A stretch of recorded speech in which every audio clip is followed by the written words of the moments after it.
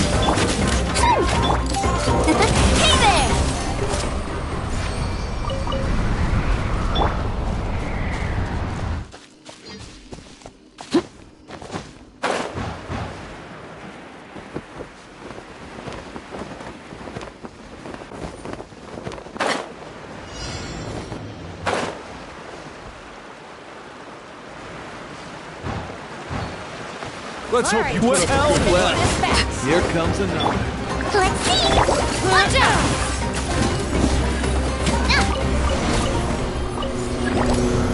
All right. Hey there! Japan! Hey there! Hey there!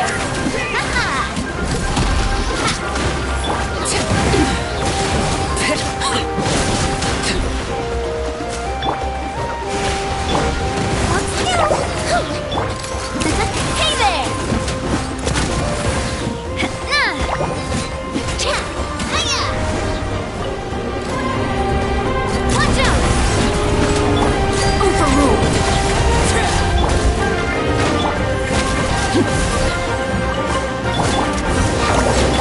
Watch out!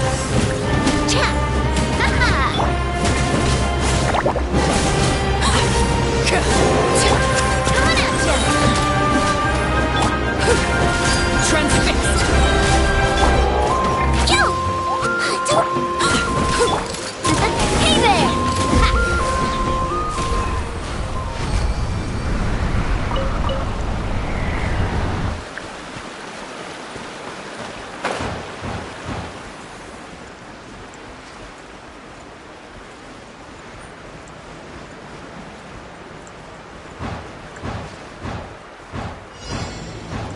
Prepare yourself! Let's hope you put up a good fight. Calm down! Your team! Let's round them up! Laid bare. Right here! Let's round them up! Watch out! Haha! Hiya! Ha-ha! Hold still!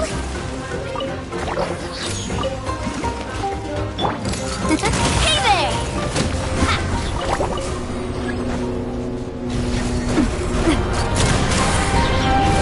Hiya! Right here! Drilling down!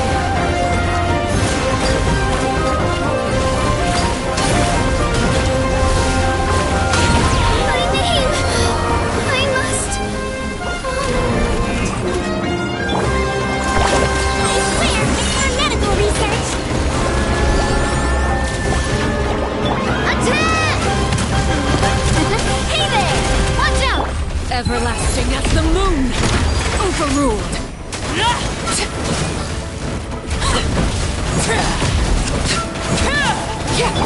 Watch out! Haha! Calm down! Coming at ya!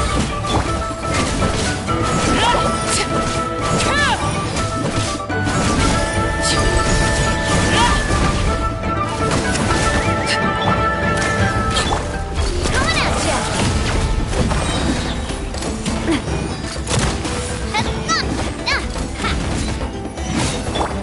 Let's see!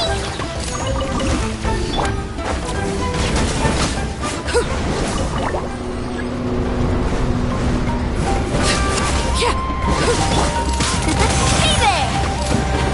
Coming at ya! Ha! Cha! Nah! Hey there! Ha ha!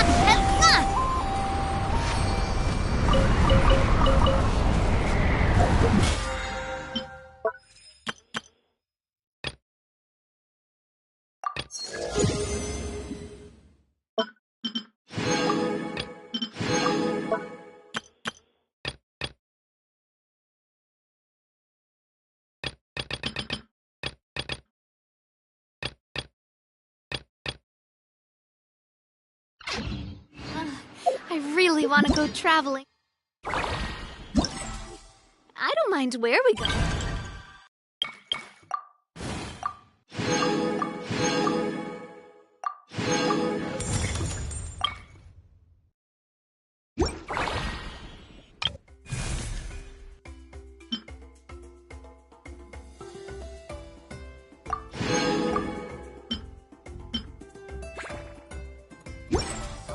As long as I have my friends with me.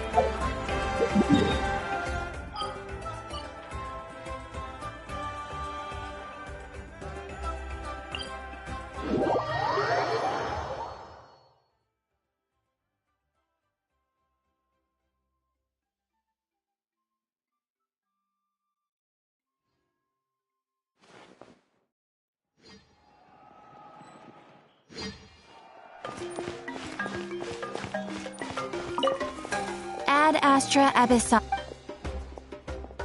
Thank you for completing.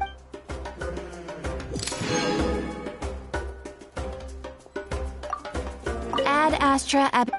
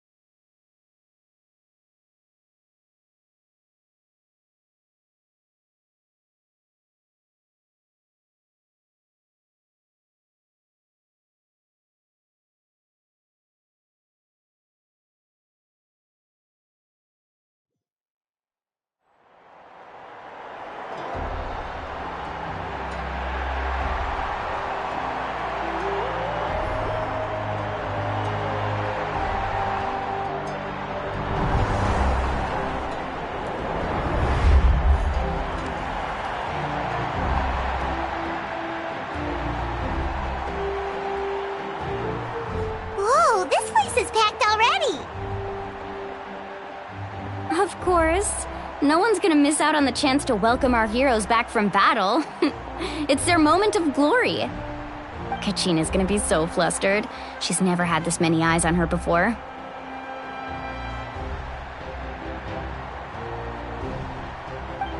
Yeah, she doesn't seem like the kind of person who likes being the center of attention. Looks like I'm just in time. Kinich, you're here! Yeah, a commission ran longer than expected, but I made it. I heard about the incident with your tribe, Mualani. Is everyone alright? Yeah, it's all taken care of. Our new friend here's got some tricks up his sleeve, by the way. He's just as strong as Kachina made him out to be. Hey, look! Is it about to start? That's right. Someone will come out and recite a eulogy, and then we'll sing the Ode of Resurrection together. Come on, let's find a spot with a good view. When the singing starts, just follow my lead and you'll be fine. Let's go somewhere higher up so Kachina can spot us.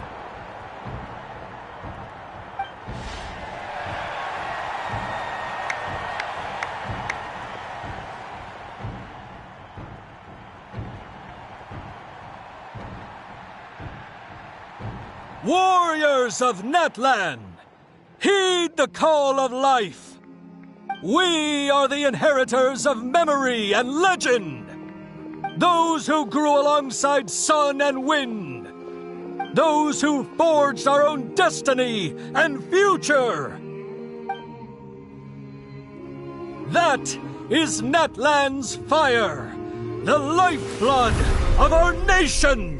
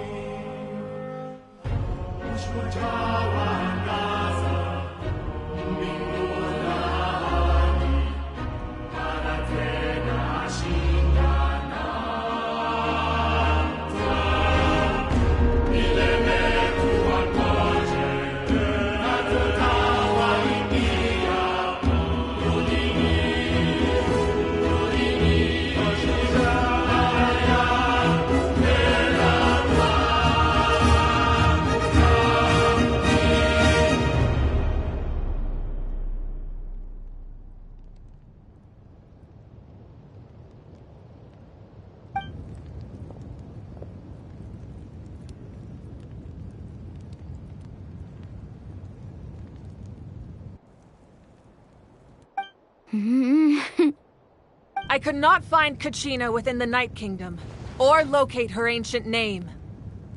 What? What does that even mean? Usually once the ode is complete, the Pyro Archon and resurrected person will emerge from the flames. But something went wrong. What's going on?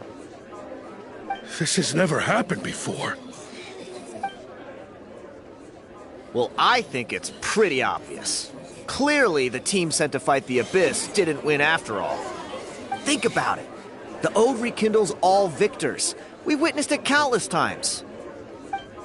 Since the Archon couldn't find Kachina in the Night Kingdom, that must mean there's more to this victory than meets the eye.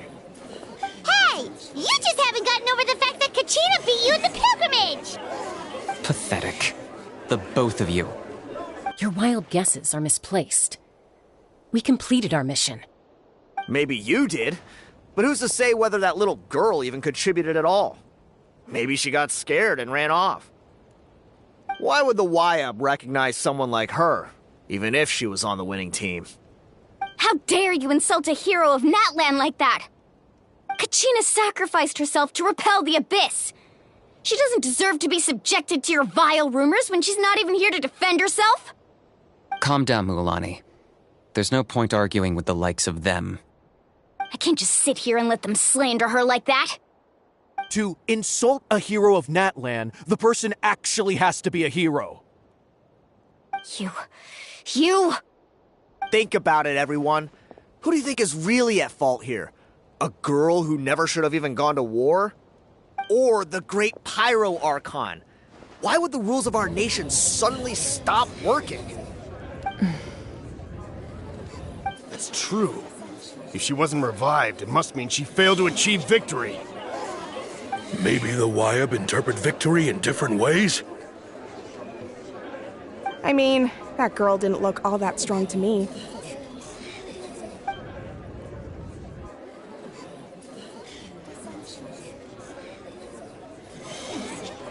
Kachina wouldn't have run! That's not like her at all!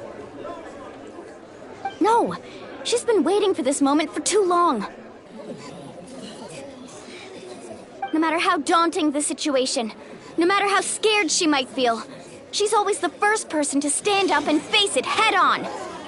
We don't even know what happened, so don't you dare try to use this as an excuse to vent your anger or slander her reputation. Fine. We'll find out what happens soon enough. Then, we'll see who truly deserves glory. That's enough. There is no doubt about today's victory. or Kachina's part in it. She is a hero worthy of our admiration and celebration. However, the failure of today's ceremony is undeniable. Kachina has not been rekindled, and I offer you all my deepest apologies as I continue to investigate this matter. To prevent further casualties, I have decided to suspend the pilgrimage until this matter is resolved. What? No one is all-knowing. No one is infallible, not even myself. But doubt is a means by which we seek the truth, not a weapon we wield against others. I didn't mean it that way, Archon. If there are things you wish to clarify, then ask me directly. Doubt my answer if you wish, but now's your chance. You have concerns? State them. No, of course not. Even though I have said nothing to change your mind, then it would seem the truth never mattered to you at all. That guy doesn't even have the courage to answer the Pyro Archon's question. So much for all that glory talk earlier. I have a question, Archon. My friend Kachina. Do you have any idea where she is? It's extremely important to me. I know you said you were investigating the situation, but I'm sorry, that's not enough. I've already shared everything I know. If you want to learn the truth and rescue your friends sooner, you should join the investigation. So, what do you say? Of course I'll join. In that case, come see me in the speaker's chamber. We should join them. Oh, and if it's not too much trouble, could you drop by as well, Traveler? I'd like to have a chat. Rest assured, everyone, I'll keep the tribal chiefs informed on the progress of the investigation. Once again, I apologize for the outcome of this ceremony. If there are no further questions, let's part for now. Did she just ask us to come along? I believe she did. Let's go. I'd like to know what's going on myself.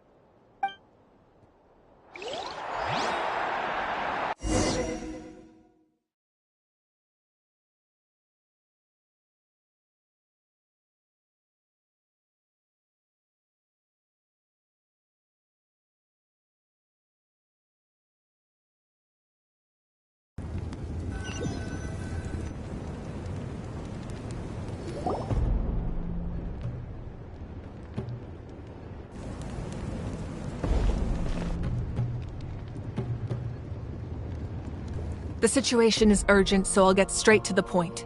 Kachina is undoubtedly a hero of NATLANNN, and I'm deeply sorry this happened to her. There's been unrest in the Night Kingdom, but I don't know what's causing it. As a result, I've been unable to track down her location. Until we find and address the cause of the unrest, the Ode of Resurrection will continue to be ineffective. And that means Kachina won't be able to come back? That's correct. Not until the problem with the Night Kingdom is resolved. How long will that take? It's hard to say. Kachina always dreamed of fighting the Abyss, of doing her part to defend NATLANNN. She wasn't afraid of death because she knew, if it came down to it, the Pyro Archon would be there to bring her back to life. Whenever we sat down together, exhausted from training, she would always hum the Ode of Resurrection. She was supposed to come back to us. We were supposed to hug her and celebrate with her and share her joy. We supported her every step of the way, but what are we supposed to do now? Sit peacefully and wait for her return? Lose ourselves in grief over her death? Tell me, are we her friends? Or her murderers? That's not fair, Mualani. It's all right. I understand your rage and your grief. Kachina's life means a great deal to me, Mualani. Believe me, I want to bring her back as soon as possible. I would give you that peace of mind if I could. But please, Hear what I have to say so I can at least give you a broader picture of the issue we are now facing. Considering the recent attack on your tribe, I believe the Abyss has found a new means of undermining the rules of our nation. You mean... The Sacred Flame. The foundation of our resistance against the Abyss. If we continue to hold the pilgrimage and send teams to fight the Abyss, there will likely be more casualties. But if we stop altogether, the Sacred Flame will only grow weaker. The Abyss will scale up their attacks, and the tragedy we saw with the people of the Springs will only be the first of many. If we compare the two choices, the former seems to be the lesser of two evils. Sorry, I know that may sound harsh, but I bear the name Malipo. Weighing the costs is my duty. The raw truth can be cruel. But we need to understand it if we want to approach this rationally. But what would you say, Mualani? This is personal for you. And unlike Kanich, I dare say it's not a simple case of weighing up which course of action is less painful, is it? No. I can't choose between them, and I don't want to. Saying that one is preferable over the other is disrespectful to the people who suffer. You're saying it doesn't matter whether I suspend the pilgrimage. The consequences will be equally painful. Yes. What happened to Kachina breaks my heart. But I couldn't bring myself to sacrifice other people for her sake. And that is the crux of the problem. It's not simply a matter of choosing the lesser of two evils. Either way, there will be people who suffer. And the end result will be the same. Belief in the pilgrimage will waver. Once doubt has crept in, the people will no longer unite in battle against the Abyss. And that is exactly what the Abyss wants. Their ultimate goal isn't to break the rules that make the Ode of Resurrection work. It's to destroy the people's faith in them. To prevent what happened to Kachina from happening to anyone else, we need to suspend the pilgrimage. So that is my current plan. And in the meantime, I've made efforts to strengthen each tribe's defenses. Then, we have to find another way of strengthening the Sacred Flame to keep the Abyss at bay. This won't be easy. I'll need time to figure out the best approach. I understand your anger, Mualani, but I hope that provided some clarity at least. Wow. Hyman thought things were gonna get heated for a second, but the Pyro Archon took the time to explain everything so patiently. I owe you an apology, Archon. I let myself get carried away earlier, and I'm sorry. You're right. We need to focus on finding solutions. We could always hold the pilgrimage without sending a team to fight in the Night Warden Wars. That way, we would still be able to fuel the Sacred Flame. I've considered that, but the two events have nearly always been linked. Without the chance to fight the Abyss, pilgrimage rankings lose their prestige, and competitor numbers will drop.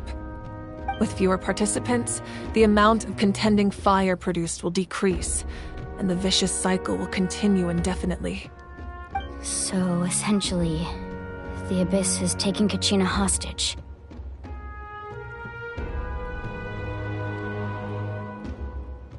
You've learned about the concept of ley lines during your travels, yes?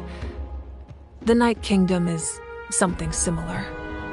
Staying there for a short period of time shouldn't have an effect on the person. But with the Abyss in the picture, it's a different story. Your sense of self will be devoured until eventually you become one with the Sea of Souls. Imagine pouring a cup of water into a rushing river. You can try to scoop up another cup, but there's no chance it will be the same water you had before. I won't sugarcoat it. That is the danger Kachina is currently facing. Just like you said, Archon.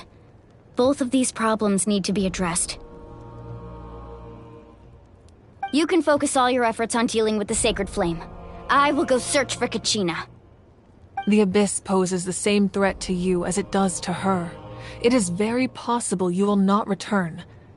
Knowing that, do you still choose to go? Kachina's waiting for us to rescue her. That's all that matters. I failed to protect her during our campaign, but I can make it up to her now. I choose to go as well. Traveler? What do you think?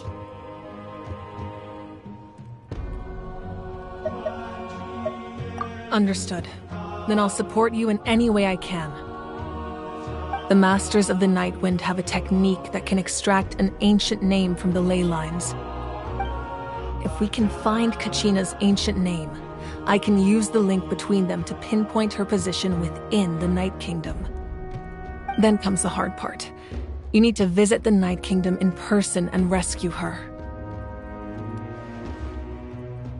But isn't the Night Kingdom a land of souls? Can we even go there? Under normal circumstances, only the consciousness can enter. But there is a way to go there in person. However, know that the Night Kingdom will attempt to repel you, and the Abyss certainly won't leave you be. That's fine by me. Same here.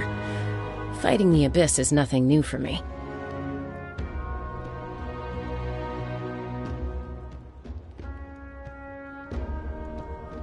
So, Paimon's the only one who's scared? Well, if you're going, Traveler, Paimon's going too.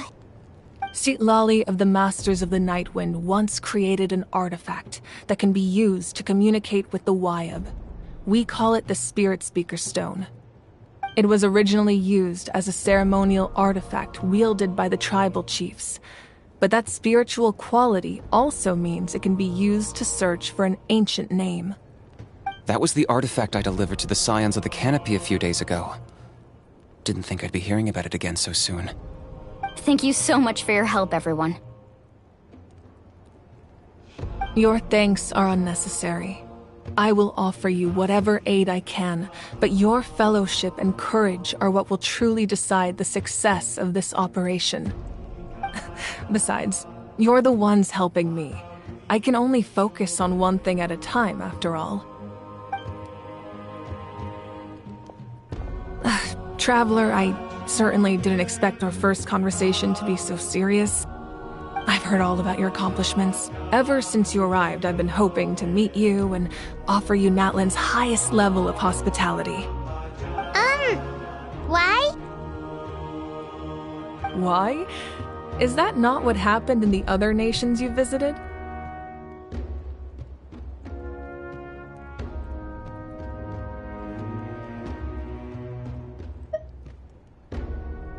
Yeah, things were pretty complicated at the start. And, you know, in the middle. But our reputation's solid nowadays. That's more like it. After all, I've heard you're someone who transcends fate. Perhaps even more than you can imagine. But we can talk about that some other time. Ideally, this would be the perfect night for a drink and some musical ambiance. But there are important things to be done. Oh, I almost forgot. Atea was wounded in the fight against the Abyss. She wanted us to give this to you. It embodies fond memories and my strength of will. That's what she asked us to tell you.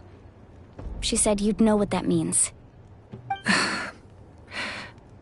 I didn't think this day would come so soon. The flames of her life force. I can feel them flowing within the talisman. If things were different, the two of us could have enjoyed the hot springs together while she gave this to me in person. We're supposed to be hot spring buddies after all. But don't worry. This talisman means a great deal to me.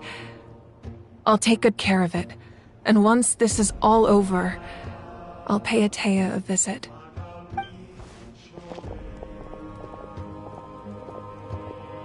You said you didn't want to jeopardize the production of Contending Fire. But that's not at all why you decided to suspend the pilgrimage, is it? You're right. Even now, the production of Contending Fire is far from sufficient. The gradual corrosion caused by the Abyss has resulted in a massive shortage of pyro energy, and we're currently at the breaking point. As things stand, the pilgrimage is a lost cause. Suspending it allows us to save our strength to defend the tribes. The Abyss has brought catastrophe to Natlan, and Kachina's disappearance in the Night Kingdom is a direct consequence of that. We can't let the general public know that. No. If the public learned that Natlan's destruction was close at hand, there would be immense panic. But if I said nothing at all, they would have continued to question the integrity of Natlan's heroes. Another simple choice. The latter was clearly the better solution. But you chose otherwise.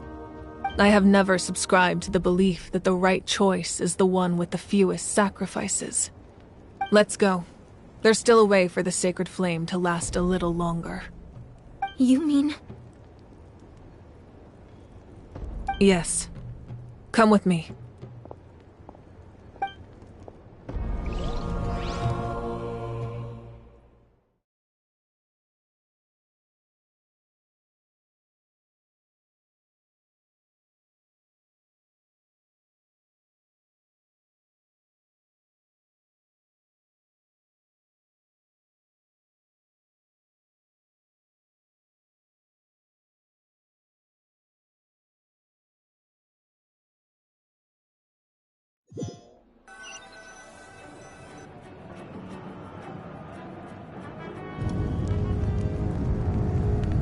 The sacred flame must never go out.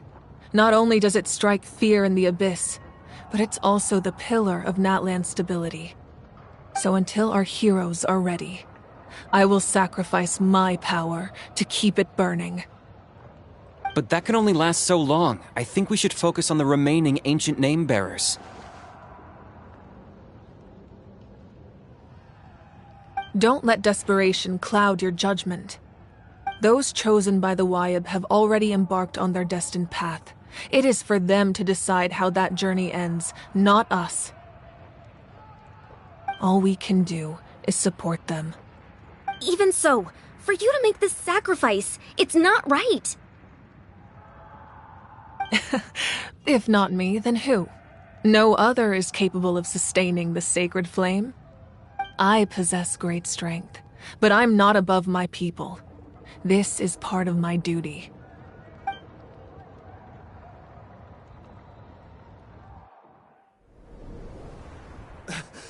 Archon! It's the Fatui!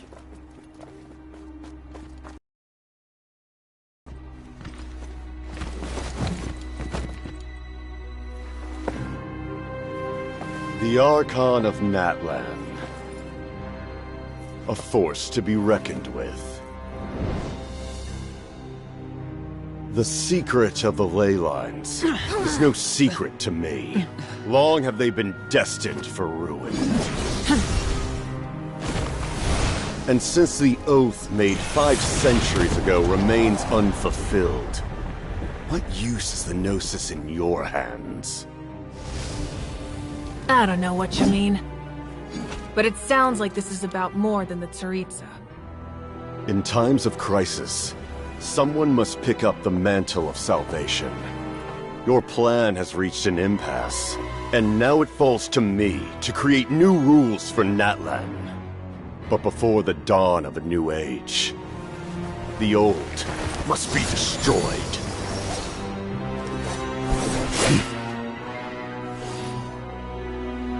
I assume that's the end of your speech? Good. People like us? Let our blades do the talking!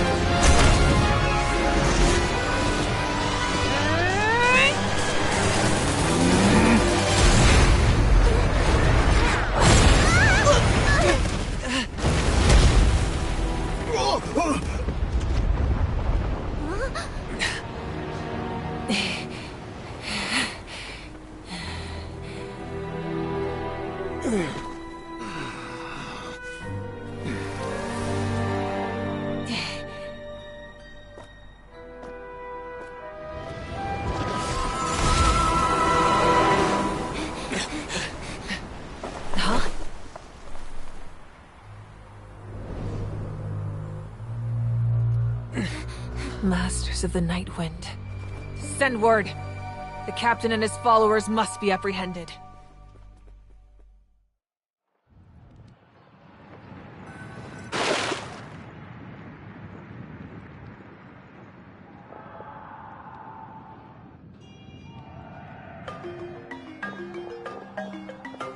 Are you alright, Archon? He was a formidable opponent. Exactly what I would expect from the first of the Fatui Harbingers. I never imagined someone could match you in combat. If the Tsaritsa sent him here, why would he bring up what happened 5 centuries ago? Yeah. And how much does he know about NATLANN? The Harbingers are all driven by their own personal goals.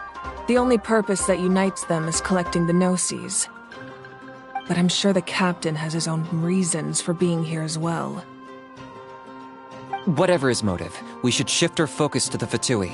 If they attack again, and we're not prepared, we're done for. No, we're running out of time. The wound I inflicted should hold him back and weaken him for the time being. Besides, I'm sure you noticed, the power that came to his rescue just now came from the Masters of the Night Wind. In other words, there are traitors among us. Not necessarily. This could prove to be a very valuable turn of events.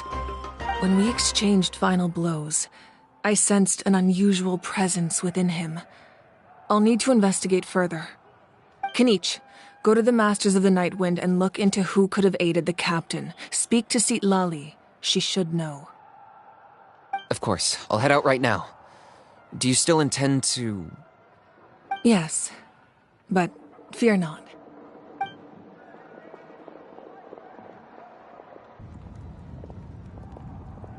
NATLANN's strength has never rested solely in its Archon.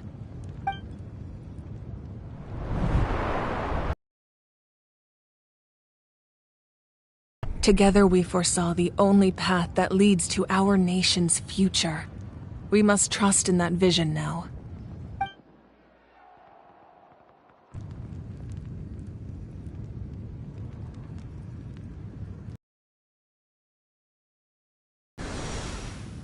Is everything okay, Archon?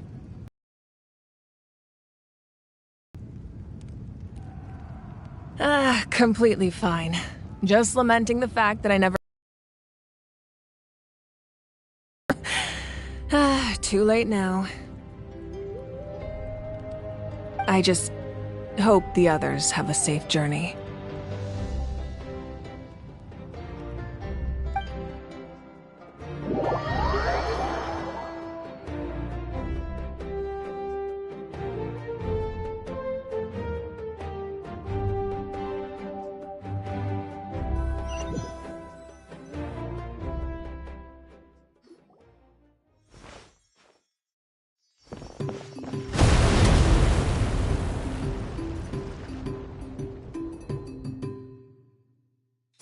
What's happening at the stadium? Did something explode? It feels like the Archon unleashed her power. She must be fighting a formidable opponent. Should we go back and check what's going on? Have faith in the Archon. She wouldn't lose in a one-on-one confrontation. Once we find Kachina's ancient name, we'll head right back. Okay, let's just keep climbing. Paimon really hopes nothing goes wrong.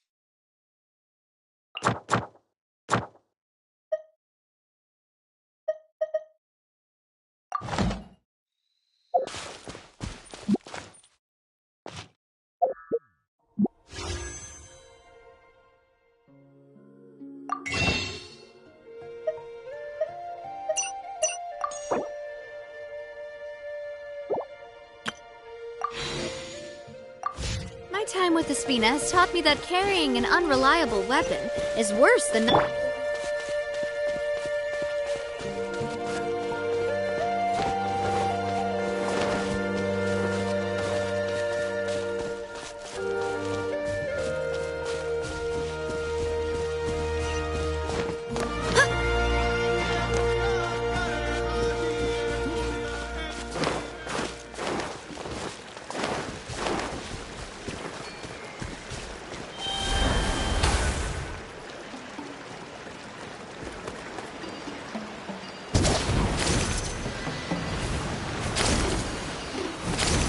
What can you tell us about the scions of the canopy? The tribe's people are very adventurous. Oh, kinda like us then! I'm not so sure. You don't strike me as the type to enjoy danger. The scions of the canopy are a bunch of thrill seekers. Volcano parkour. Or even bungee jumping without a rope while a Yunkasaur stands at the edge and uses its tongue to catch them. Sound like something you'd be interested in? Okay, Paimon's not doing any of that. She can just cheer you on from the sidelines. That's Huayna, the tribal chief. Let's head over to him.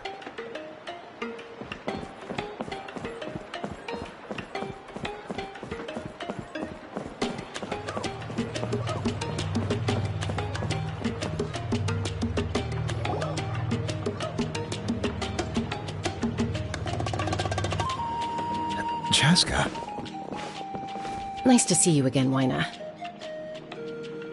I'm afraid we don't have time for pleasantries, so I'll get right to it. We're here for the Spirit Speaker Stone. Whoa, hold on a second. At least tell me why you need it first. My friend Kachina is trapped within the Night Kingdom. We need the stone to find her ancient name and rescue her. Rescue her? From the Night Kingdom? That's right. I'm sorry, but someone needs to tell you what you don't want to hear. Going there, a mature warrior would never make such a foolish decision.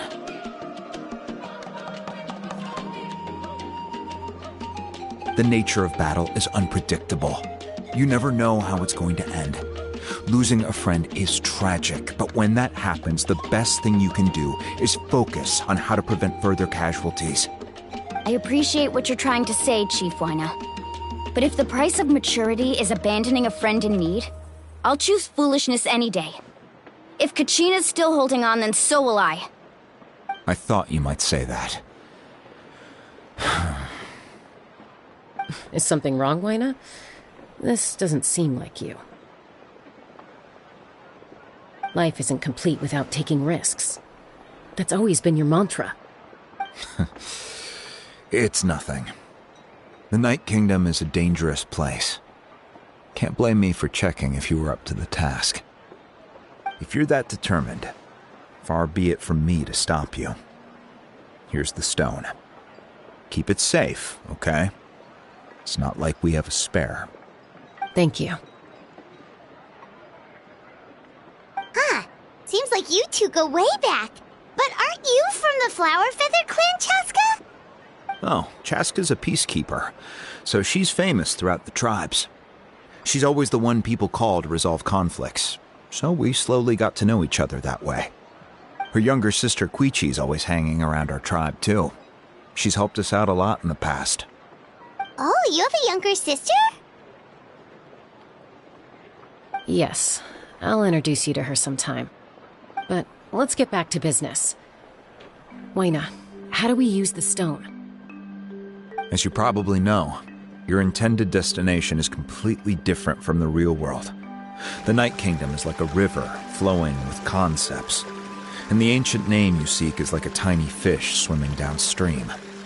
In that sense, the stone is like a fishing boat drifting down the river, but the boat alone isn't enough. You need a fisherman experienced enough to steer it in the right direction.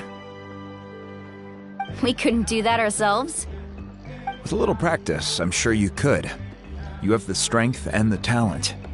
If you want to make sure this works, though, I could recommend someone to you. Who? Vichama, a legendary warrior and scout from our tribe.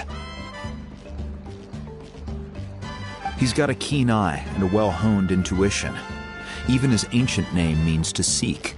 If you're fishing for a name, you're gonna want him on the boat. Vichama? Why does that name sound familiar? He's one of Auntie Atea's hot spring buddies. I've heard stories about him. Where can we find him? Ever since Malco passed, he spends most of his time gazing out at the scenery from the cliff tops. Follow the path that way, and I'm sure you'll find him. Thank you. We'll go look for him there. Good luck. I hope everything goes well.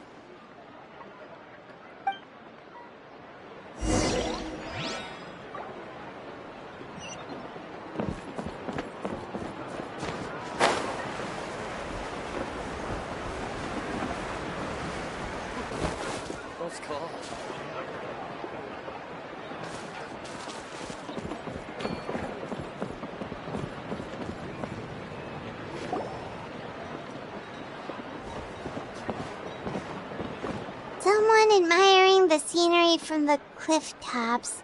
Ah! That must be him! Hello there, are you Vichama? That's me. Did you need something?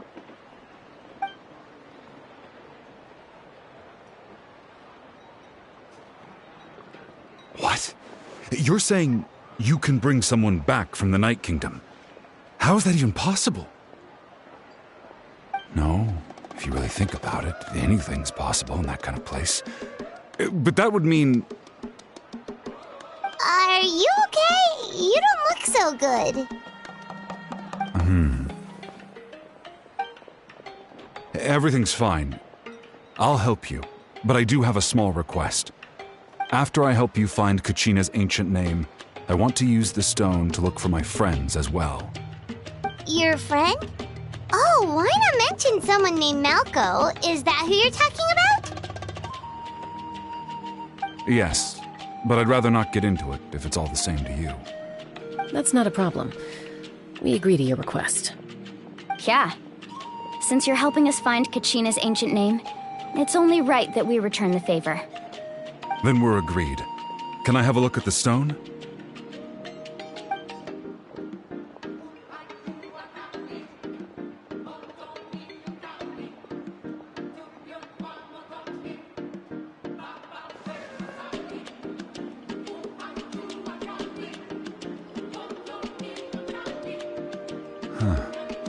I see.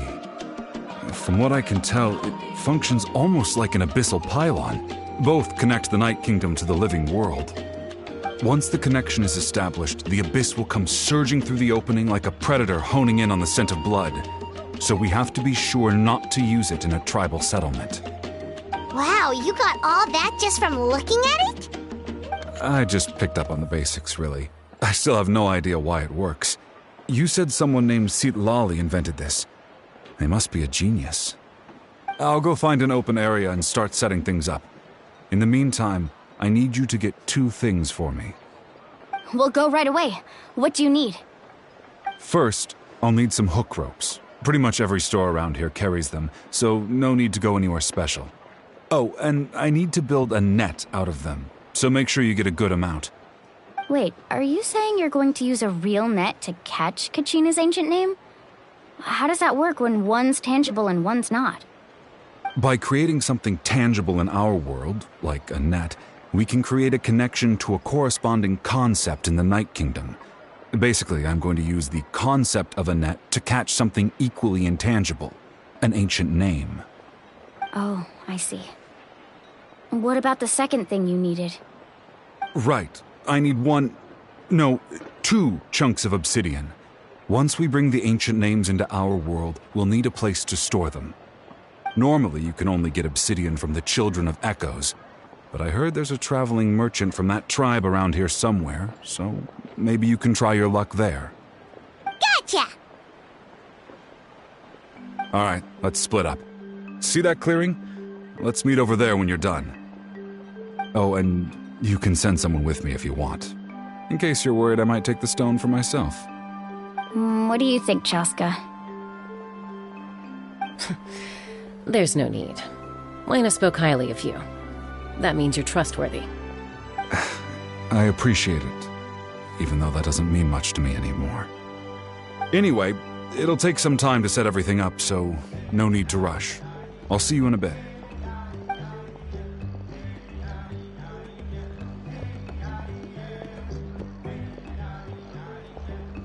What an odd guy.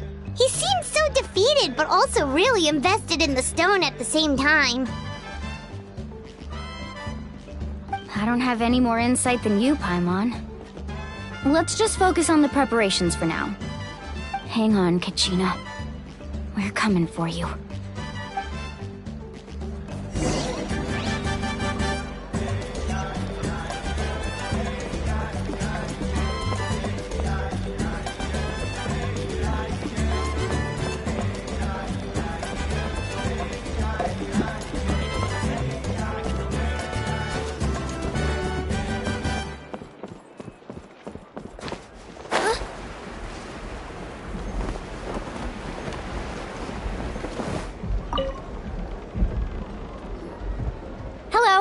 Do you have any hook ropes for sale? Hook ropes? As in rock climbing equipment? Yes. How much for your whole stock? Oh, the whole thing? Let me see. That would be 30,000 mora in total. Deal? Deal. Wait, really? What, you want me to drive down the price? We just need these as fast as possible. Thanks. Oh, no problem at all. I'll even pass along some information on the house. These ropes are usually used by rock climbing enthusiasts. If you want to learn, Roka's the person you want to ask. All right, that's everything. Here you go. Now we need the obsidian. Let's go talk to the traveling merchant Vichama mentioned.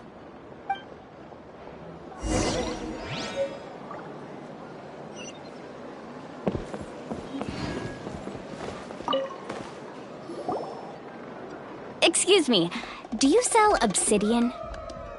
Why, yes. I've got a chunk for sale right over there. Perfect. Is that the only one, though? We actually need two. That might be tough. Tell you what, I'll take a look through these boxes over here, and we'll see what we can find. Thank you so much. We'll wait here.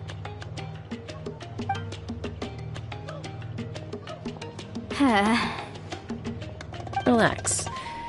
Everything's going according to plan. I know, it's just... I could tell Vichama feels the same way about his friend that I do about Kachina. I hope this chunk of obsidian isn't the only one. Kachina always carries all sorts of shiny stones with her. If I was the one trapped in the Night Kingdom, she'd have a whole pile of obsidian ready in a heartbeat. Well, would you look at that? I did bring an extra. Here you go, young lady. How does it look? Perfect! Thank you. How much do I owe you? If you hadn't shown up, these stones would have just sat here collecting dust. I'll take 3,000 mora for both. Here you go. By the way, I heard you mention Vichama just now. You running an errand for him, then? How's he doing? Malco's been gone for 5 years now. It's about time he started to move forward. Do you know what happened between them? I heard about it in passing while I was out drinking one night, but I don't know all the details. Vichama and Malco grew up together, and even made a name for themselves together. Malco was an amazing fighter, capable of knocking out multiple opponents in a single hit, while Vichama excelled at scouting and analyzing the battlefield. The two made an excellent team, and managed to beat back the Abyss several times. 5 years ago, they both emerged triumphant in the pilgrimage, and were placed on the same team to fight the Abyss. But on the eve of battle, the Abyss launched an attack on their tribe, and Bichama suffered an injury to his leg while attempting to rescue someone. Then what happened? The team agreed that he couldn't fight the Abyss in his condition. Bichama didn't argue. He knew going to the front lines with an injured leg would make him a burden in battle. So they raised the issue with the Pyro Archon, and she agreed to let him stay behind. It's just, Melko and the others ended up facing hordes of abyssal monsters in numbers that far exceeded anyone's expectations. The team made an error in judgment, and they fell to the onslaught. Bichama went into a deep depression after that. He blames himself for everything. Oh, you're not wrong. But it's possible he chooses to blame himself. Not because he did something wrong, but because he wasn't able to do anything at all. I've tried convincing him to move forward, to stop dwelling on the past. But the shadow of Melko's death hangs over him still. The Abyss has caused so much suffering, and some wounds never heal. I wish there was something he could do to make himself feel better. But... anyway, that's the gist of it. Maybe you could help him talk things through sometime. I would really appreciate it.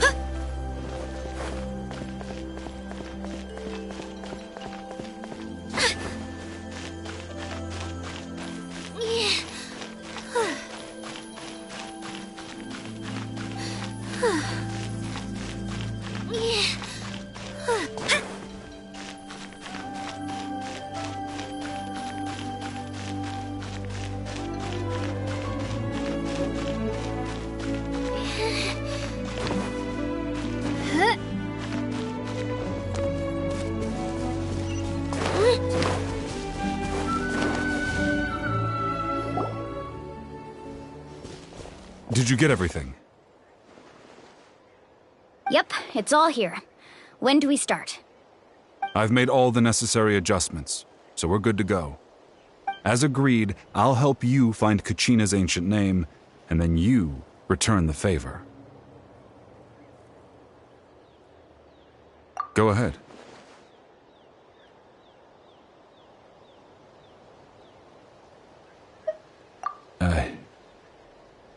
Yes. After Malko fell, I scoured the battlefield to see what happened. It turned out he wasn't bested by some impossibly powerful foe. He was dragged to his grave by the sheer number of enemies. If I had been there, I would have been able to sense the danger. I could have warned them not to advance. I've always blamed myself for what happened. But when you told me about Kachina, I realized there's a chance Malco might also be alive, fighting for survival in the Night Kingdom. But that happened several years ago, right? The Pyro Archon said all life within the Night Kingdom eventually becomes one with the Sea of Souls. There might not be much hope, but I still have to try. Malco and I promised each other, even if we never managed to root out the Abyss for good, we would fight together until the end. All right, let's get to it. I'll start searching for the conceptualized version of Kachina's ancient name. If you see any fragments scattered around the area, please collect them.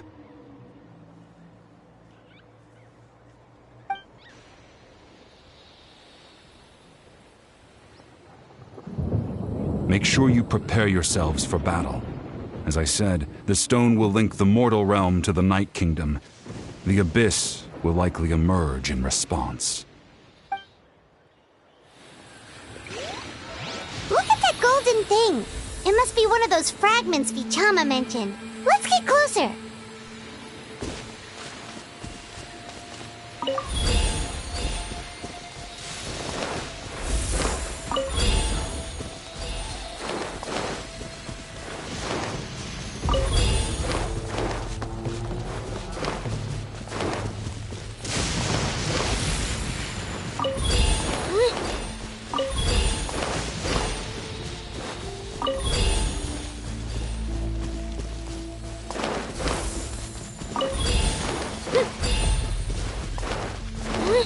Whoa, monsters incoming! Watch out, everyone!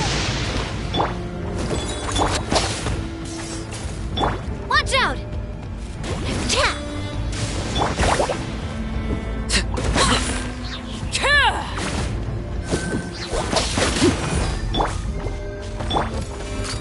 Hey there!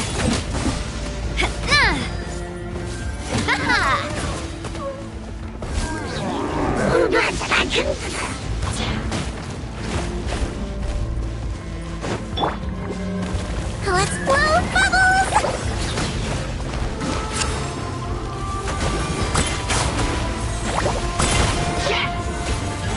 That wasn't very nice! Coming at ya! Coming at ya! Laid bare!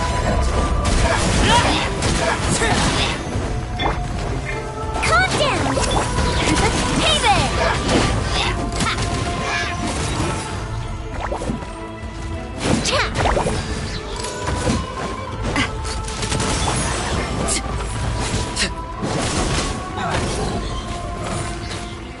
How much longer, Vichama?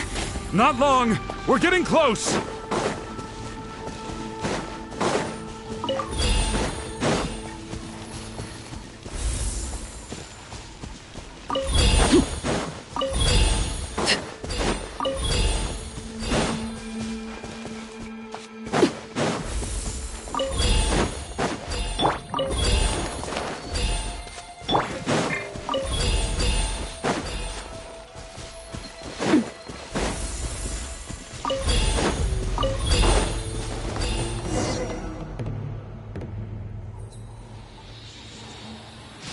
Vichama!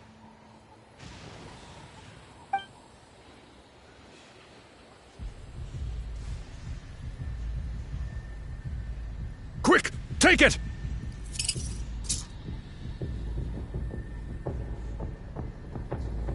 I found Kachina's ancient name. Hang in there, Malco. Just a little longer. Something's not right. The power of the Abyss is getting stronger.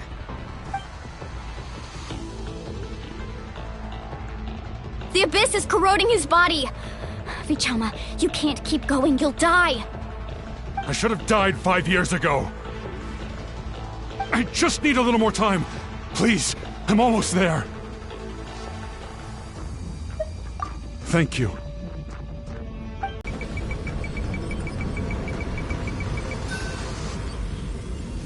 Lonnie. I already tried, but the power of the Abyss has him in a chokehold. It's like he's tied to the stone with an invisible rope. And that... Ouch! What happened just now? It looked like the Spirit Speaker's stone was... The stone's power was spiraling out of control. The only way to stop it... I thought I said to get back. Yeah, barely a second before you made it go poof. Not everyone has your reflexes, Chaska. We were this close to getting dragged into the explosion. Okay, I'll be more careful next time. At least Kachina's ancient name is still in one piece. Wait, where's Vichama? Vichama! Vichama! I couldn't find Malko's ancient name. It must be completely gone by now. Once your ancient name disappears, there's no coming back. From the very beginning, I knew there was a slim chance, but still. And now... it's too late to save him. From the minute he left that day, it was already too late. Vichama. I'm sure he's heard enough condolences over the years. Let's just give him some space. Huh? What's that in your hands, Vichama? It looks like something's glowing! Huh? This is...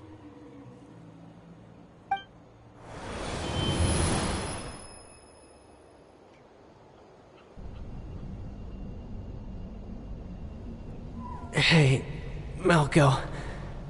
Got any strength left? Not enough to swing a sword, but to say a few last words? Sure. We'll get to hear them. I never thought I'd actually die on this mission. Not that I'm afraid to die. It's just... hard. Thinking about my mom's face when she hears the news. Guess I have something to be thankful for then. My parents died a long time ago. They won't have to mourn me.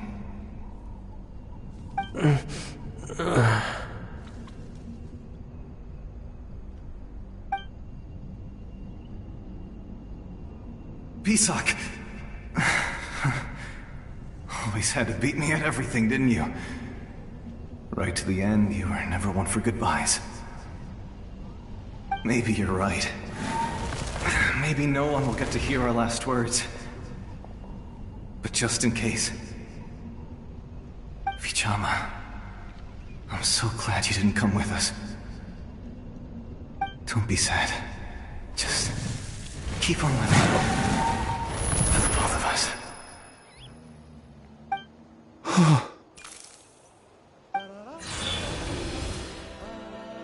Was that a memory? Seems like we were able to salvage something after all.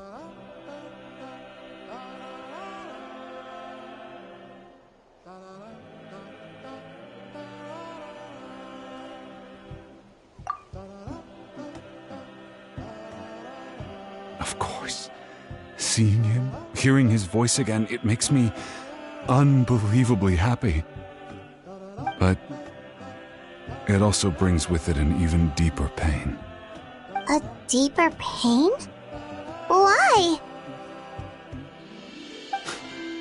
Malko was always the type to put on a brave face. But in that memory just now, his hands were shaking, and his smile was forced.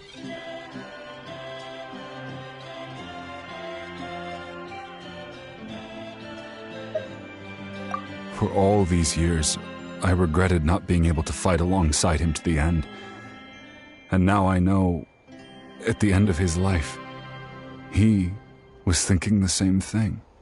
Vichama. I'm fine.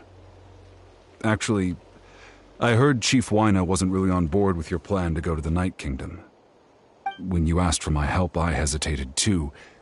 I knew helping you find your friend's ancient name meant leading you one step closer to danger. But I also understood why you had to try. Everyone has regrets in life, but not everyone gets the chance to make up for them. Once allowed to fester, guilt strips us of our most valuable qualities as warriors. In that sense, We might as well choose the braver path from the very beginning. If I could do it all over again, I would have followed Malco to the front lines no matter what. Even with an injured leg, there were still things I could have done. That way, even if the outcome stayed the same, I still would have fought alongside him to the end. There are critical junctures in life, and if you don't seize the chance to act, there's no going back. That's something I had to learn in hindsight. But you're still at the crossroads of your journey, so I hope you can walk away without regrets. Thank you, Vichama. I feel even more determined now. Kachina will come back to us. I'll make sure of it. I promised I would find her, and I intend to keep that promise. That's good to hear. Strange. My body, it's... Once abyssal corrosion enters the body, a portion will fuse itself to your internal organs. Even though the Traveler possesses powers of purification, the corrosion can never be fully eradicated. Thanks to him, though, you were only briefly exposed. Slowing your breathing and controlling your emotions should help you keep the symptoms in check.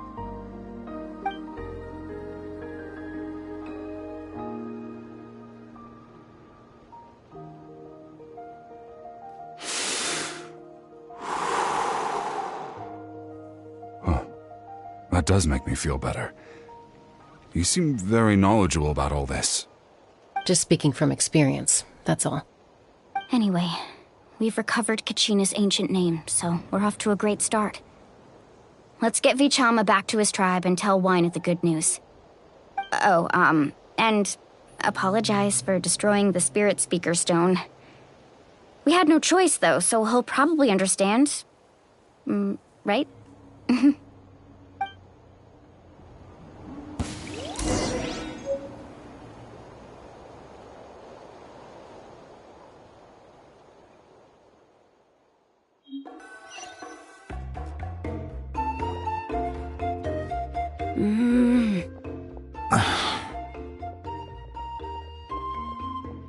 Koichi, are you really gonna just stand there like that?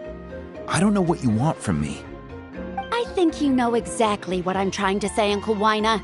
I can hear it in your voice. Honestly, it's just one thing after another with you two. They're back. Koichi? What are you doing here? Don't play dumb with your own sister. You know exactly why I'm here. My apologies, everyone. I just need to borrow Tosca for a few minutes. You come with me.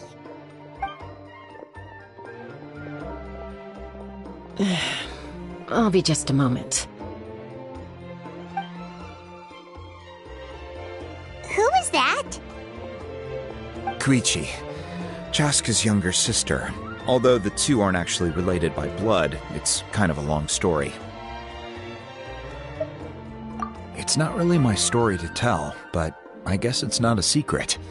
You see, Chaska was actually raised by cuckoo-saurs. She was afflicted with a rare disease when she was a child, and abandoned in the wild as a result. The Abyss found her out there, all on her own, and tried to devour her. But in the end, all that did was trigger her will to live. That strength of will pushed her to survive. But it also planted a seed of conflict within her. Eventually, she was adopted by the cuckoo-saurs. Wherever they went, she followed, getting into fights right and left. For some reason, Paimon can totally imagine that. Well, when Chaska finally returned to human society, it was Koichi's parents who adopted her. At the time, Chaska still had a habit of getting into fights, so Koichi was always taking her around, apologizing to everyone. Ah, I remember those days. One of those fights was definitely with me. But, you know, kids. You're fighting one minute and your friend's the next. Eventually, she found a way to rein in that desire to fight. And now she's who people call to resolve conflicts. She's known as the Peacemaker. It sounds like she still argues with Koichi, though. Don't siblings usually stop fighting when they get older? That's partly my fault. Koichi asked me to stop Chaska from doing anything dangerous, but you probably know by now, once Chaska makes up her mind, there's no changing it. Oh, I get it. No wonder you tried to talk us out of going to the Night Kingdom. Chaska even said that wasn't like you. I'm all for your adventure. You need to take risks when you're young, because by the time you're my age, you couldn't attempt something like that even if you wanted to. Better try now than live with regrets later. That's what I say. Still, I can understand where Koichi's coming from. In the end, nobody wants to sit back and let a loved one put their life on the line.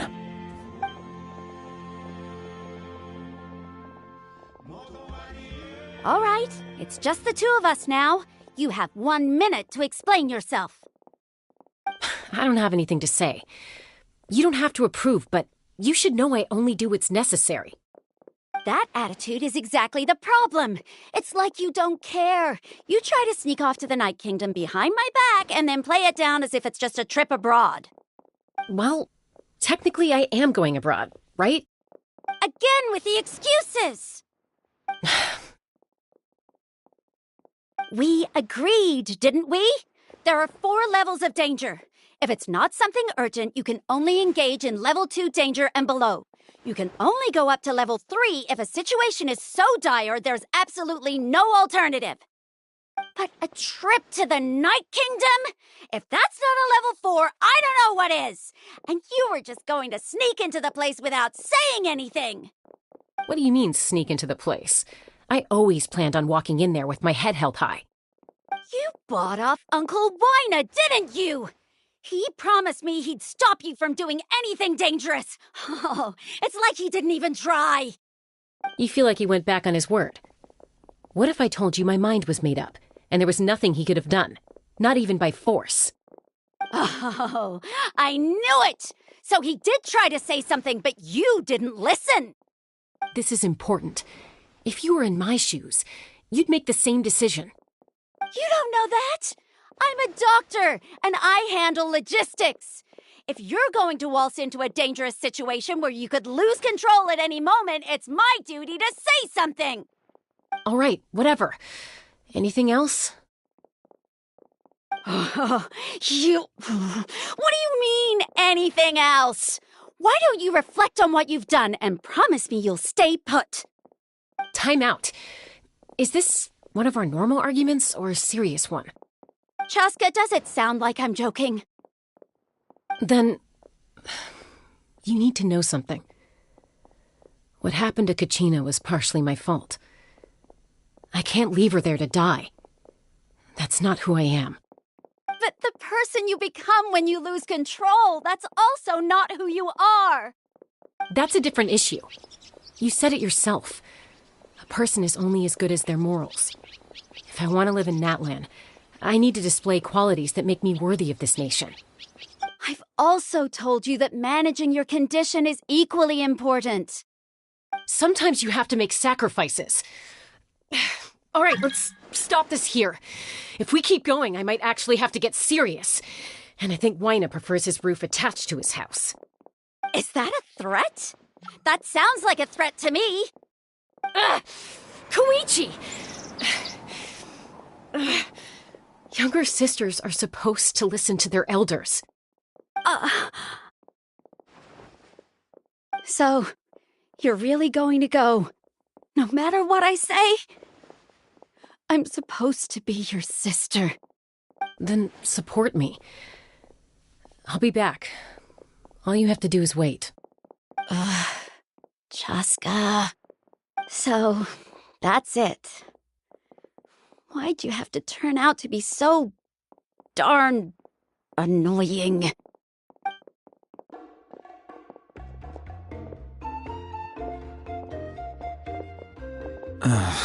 You two are something else. Something you wanted to say? I know you aren't related by blood, but you two sure are similar. Really? You know, I said that very thing to Koichi not too long ago, and she reacted the exact same way, down to the very tone of voice. It's not my place to get involved, but I will say this. Try to spend a little more time with your sister. You're tough kids, that doesn't mean you have to go it alone. Thank you. Anytime. All right. If you're done with the Spirit Speaker Stone, you might as well hand it over. According to Kinich, it's an important ceremonial artifact, so it'd be safer to keep it with me. About that... If only Tone Deaf Bard was here, he could have repaired it just like the Holy Liar. It might be in a few more pieces than you remember. Huh?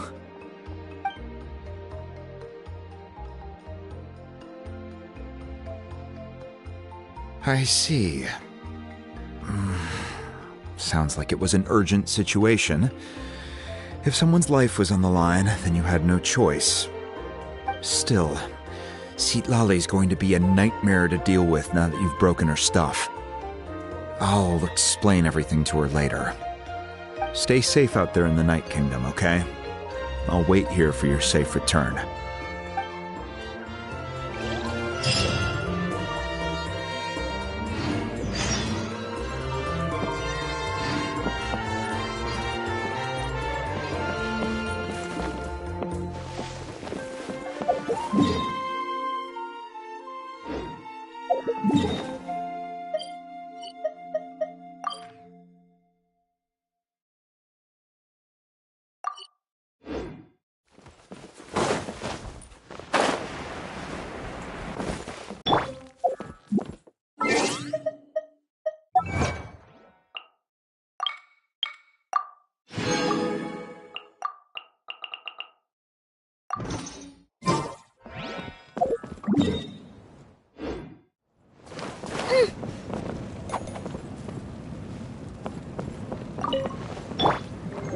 Let's see!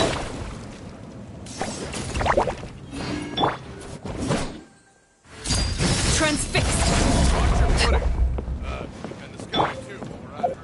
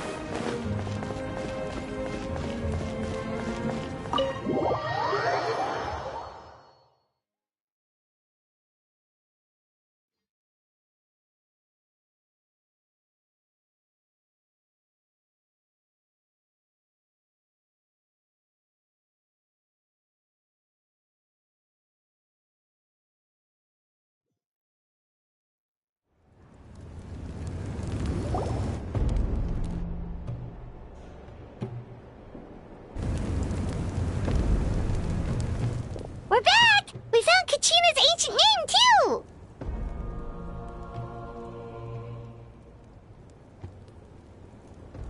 Well, it's fairly complicated.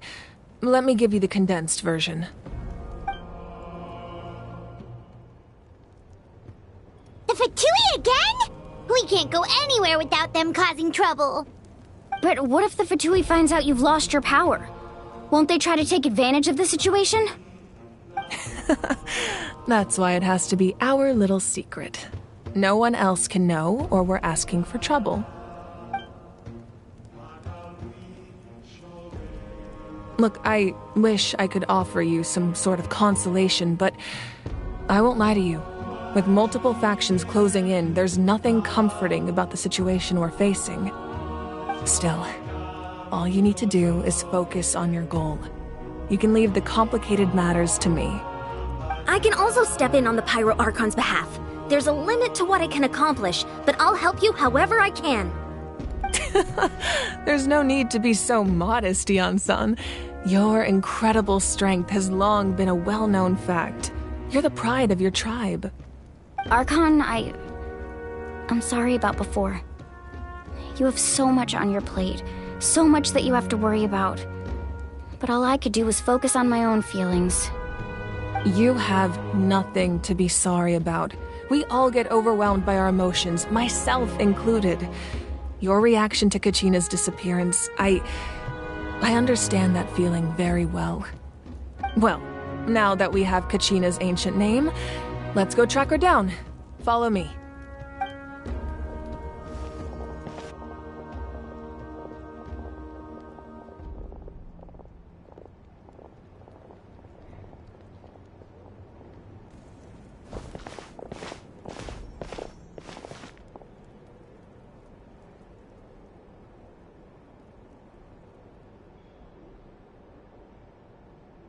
What is this place? Hey, isn't that Atea's talisman? Good eye. This is where I store all the various mementos I've collected. Whoa. I've never seen this place before. There's so many things in here. It looks like there are items from every tribe. Collecting them must have taken a lot of effort. I suppose you could think of it as a hobby of sorts. In NATLANNN, everyone grows up listening to the stories of heroes. And physical items do a far better job of preserving those stories than our own memory. Now, I still have some preparations to make for the ceremony, so feel free to take a look around in the meantime. If you're curious about an item, I'm more than willing to tell you about its origins. All right, we'll have a look.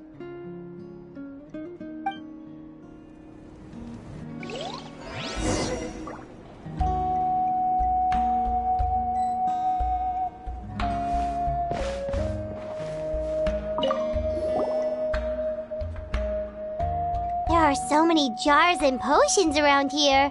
Do they have anything to do with alchemy? No, those belong to the Masters of the Nightwind. They're ceremonial tools used to amplify the ability to communicate with the Night Kingdom and the Wayab. Yamaya is an expert in this field, and she taught me a lot.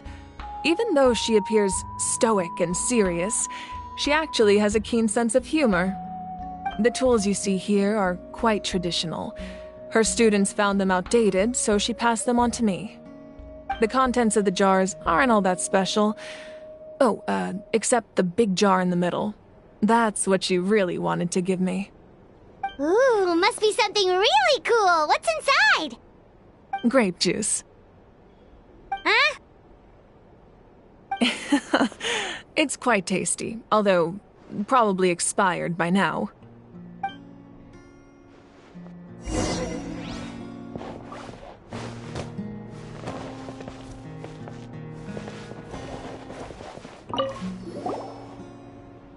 This is Atea's talisman. I'm sure you're familiar with this one already.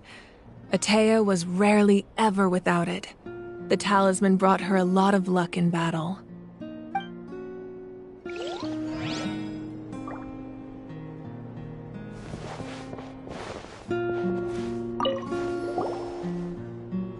Hey, there's a fishing rod here. It must have belonged to the people of the springs. That's right. It belongs to a legendary fisherman named Matavaru. I have his entire set of fishing equipment, actually. He and I met in a tavern. He told me about a particular kind of giant fish and his meticulous plan to catch it. In his eyes, I saw a hunger and a strong fighting spirit. To him, the sea was the battlefield upon which he staked his honor. So, did he do it? The next time I saw him, he was covered in scars. It turned out the fish he sought had been corroded by the abyss. He managed to kill the fish, but sustained a serious injury in the process, which meant he could never go deep-sea fishing again. Can a fisherman claim victory if he fails to bring back his catch? That's what he asked me in the end. Well, Paimon thinks he won. That was my answer as well. The experience was far more valuable than the prize itself. In the end, he didn't want his tools to go to waste, so he gave them to me. Wait, that means you also know how to fish. Maybe we can go head-to-head sometime.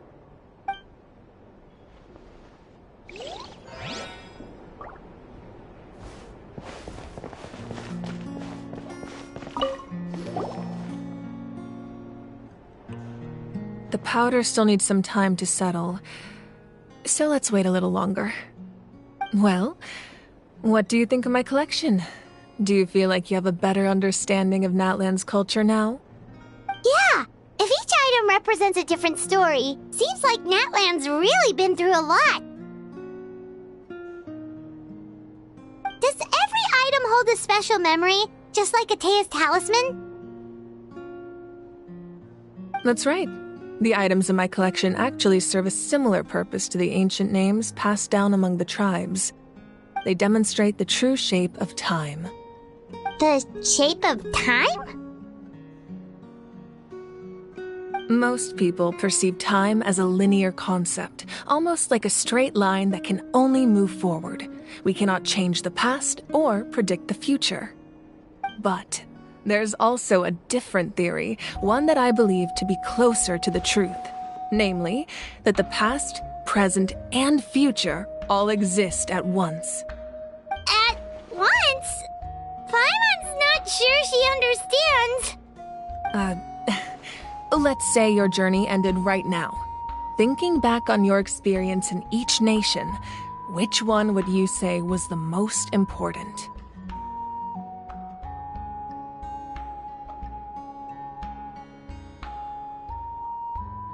Exactly. Even at the end of your journey, the things you experienced along the way don't cease to exist. They become part of who you are. Take out a portion of that journey, and you would likely make very different decisions, and eventually arrive at a very different destination. The future is the same way. It exists even though it has yet to come to pass. We just lack the means to perceive it. Of course, there are those with the power to foresee the future. They simply call it by a different name. Fate. You're quite familiar with that concept, I would imagine. That does kinda make sense. The future hasn't happened, but already exists. Humanity excels at living in the present, but too often we forget the past and neglect the future.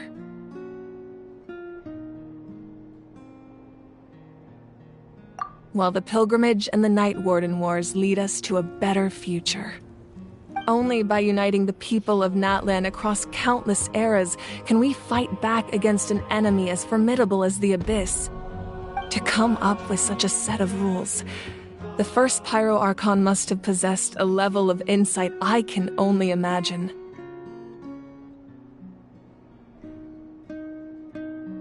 That's correct. At first, he was a mortal man with no special power. After he ascended to the Divine Throne, he used it to borrow power from the heavens and establish the rules of NATLANN. Namely, a framework through which ordinary people can ascend to Archonhood. By holding the pilgrimage, we're able to determine the strongest among us. And when that person ascends to the Divine Throne, their inner flame will awaken. In addition, the sacred flame will grant them significant knowledge and memory of this land. After all, that's how I came to know everything I just told you. So, it all comes down to the power of the Divine Throne and the rules. Wait, is that a family portrait? Yes, that's my mother, father, younger sister, and the little saurians we raised. I turned a piece of my dad's leather armor into a canvas and commissioned a famous artist to paint our likeness. Your sister is so cute! It looks like the two of you are really close. Paimon was having a hard time thinking of an Archon as an ordinary person, but seeing this portrait, it kind of makes sense now. It really doesn't look like there was anything special about you before. Oh, wait, is Paimon allowed to say that? A little late for that question, don't you think? Sorry! Paimon's so sorry! Paimon's mouth works faster than her brain sometimes. It's alright. I'd never get upset over something like that. No matter what others may say, my past is a precious part of my identity. I'm forever proud of the life I used to lead. Becoming the Archon doesn't mean you sever ties with your family. The position just comes with a lot of responsibilities, so it impacts how often you get to see them. My father made the most delicious stew, so my sister would often bring me a large pot of his cooking, and he would sit on a blanket and eat it together. One time, we didn't close the door securely, and the Saurians who were raising ran into the room and knocked over the entire pot. My sister immediately burst into tears. The two troublemakers were going for the meat, but when they saw my sister's distress, they froze on the spot. I still remember the way they laid there, sulking like a pair of children, even after making such a mess. It was frustrating, but in the end, all I could do was comfort my sister and move on. Wow.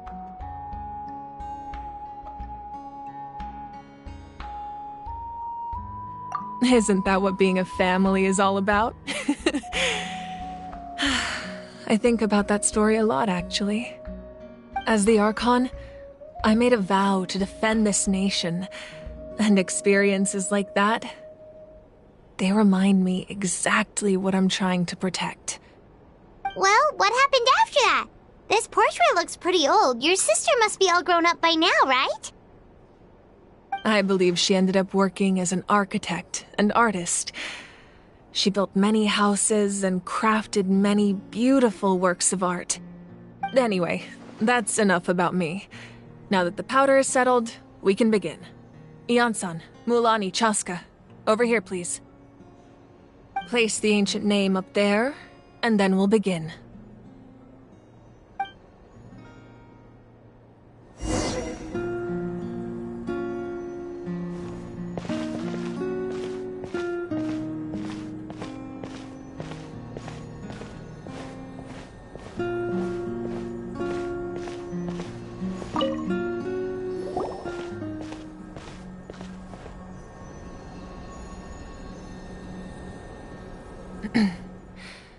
Surely as the echoes of life resound through heaven and earth, so too shall our stories remain eternal. Ancient name, take us to your fated bearer. Allow her to answer our call.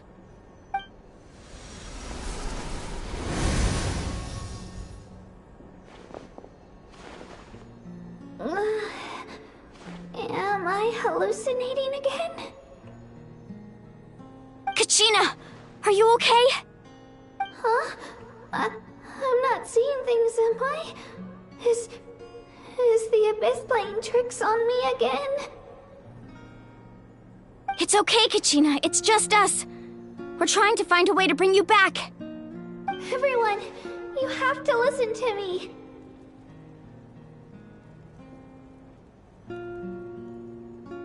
I've been investigating the Night Kingdom this entire time, and I figured out what's wrong. The Wyab is being affected by the Abyss. I was waiting for the Wyab to send me back, but then this really strong monster came in and it almost killed me.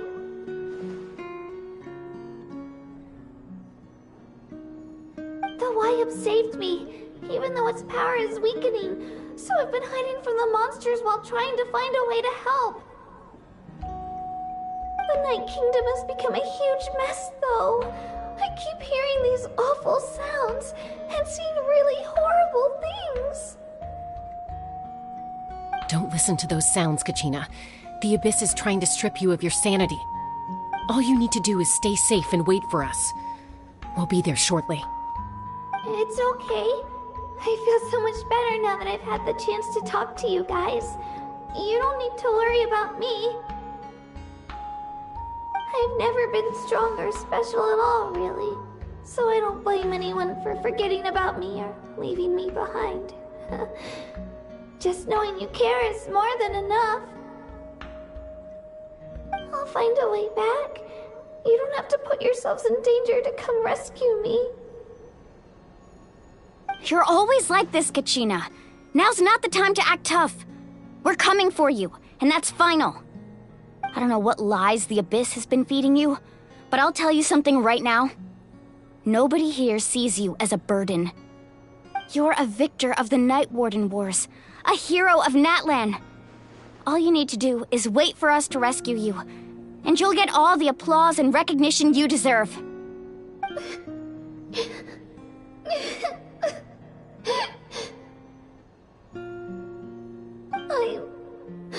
I'm really scared. Everything's so dark and creepy here. And I want to go home. Still, I don't want you to put yourselves in danger because of me. I don't want to hold anyone back ever again. All you need to do is place your trust in us, just like you always have. No one fights alone. We're not leaving you behind. Not ever. Yeah, we're so close. We can't call it quits now. Thank you. Be careful. Looks like we've lost contact. Now comes the most dangerous part. You have to traverse the Night Kingdom in your physical form. This entrance to the Night Kingdom was left behind after an abyssal invasion. Even a brief amount of time inside could expose you to corrosion. I know. I'm prepared for that possibility. All right, then I wish you all the best. I'll tell Koichi to be ready just in case. She's very experienced in dealing with abyssal corruption. That face you just made. Don't tell me you two got into another argument. No, I just feel bad for creating more work for her. I'll go with them too, Archon. The more people, the stronger the party. Thank you so much for your help, everyone. It really means a lot that you're willing to brave these dangers with me. And there's no time to lose, so let's get going. Now that I've lost my power, I won't be able to provide much practical support. But I can still keep an eye on the situation from here. Eon-san, I know it's unlikely, but if you encounter a situation you can't handle... That won't happen. I hope not.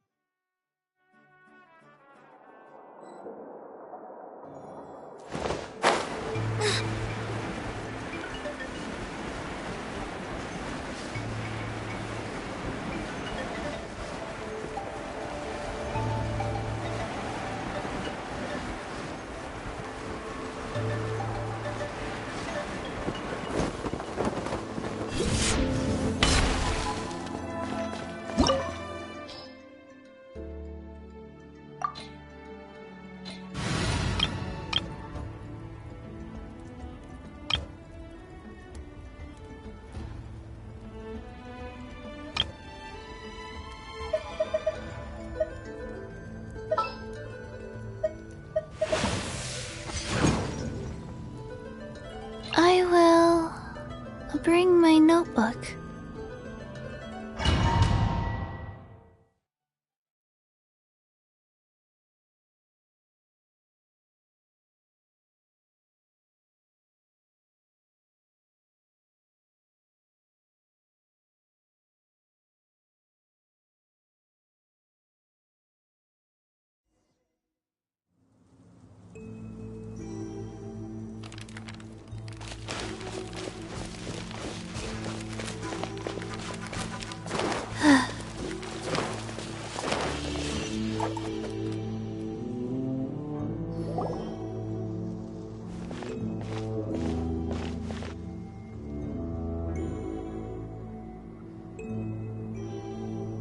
So we're underneath Natlan right now? It looks nothing like Paimon was imagining. That's because in the distant past, Natlan was home to an incredibly advanced civilization ruled by dragons. Humans only established their own society after the fall of the dragons. So these are Saurian ruins?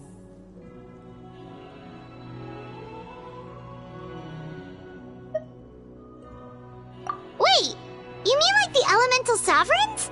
They had their own advanced civilization? Yes, a really long time ago. Very few records have survived until now, so no one really knows what the devices here are for. These ruins have been abandoned for a long time, but with the recent increase in Abyss activity, the installations around here have somehow been activated again.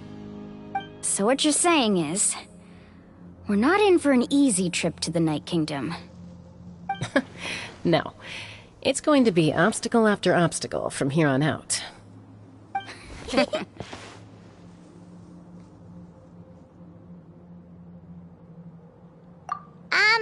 Why are you all laughing like that? It's creeping Paimon out.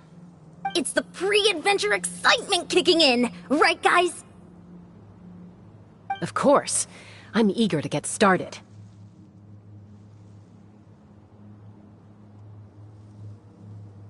Then let's go. We won't let anything stand in our way.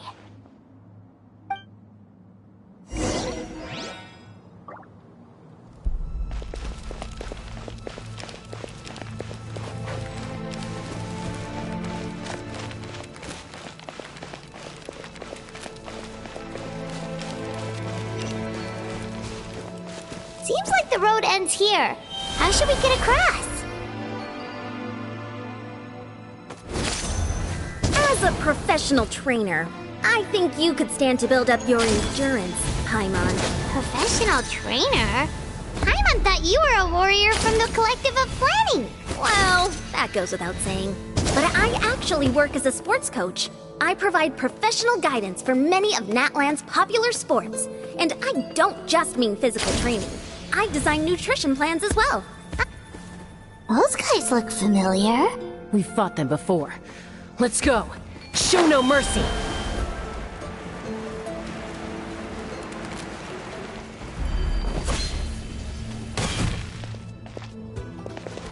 Calm down! Overruled. Where'd that come from?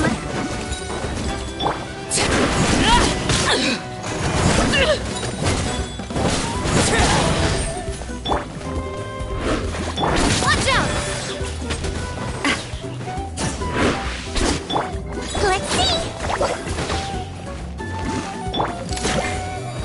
This one's got your name on it! Hiya! Transfixed. Rise.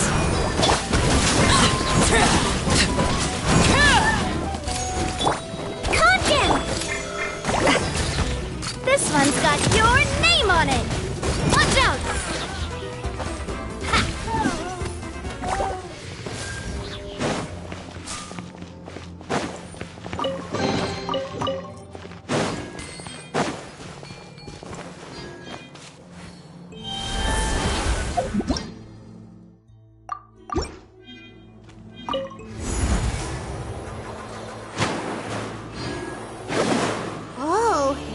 place we need to go seems really high up.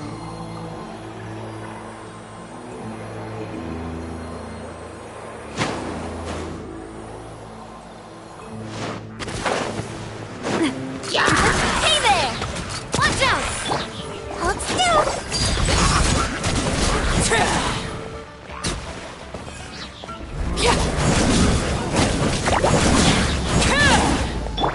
Watch out!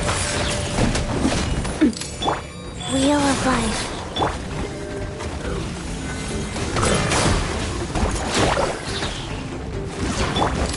Coming at ya! Watch out! Laid bare.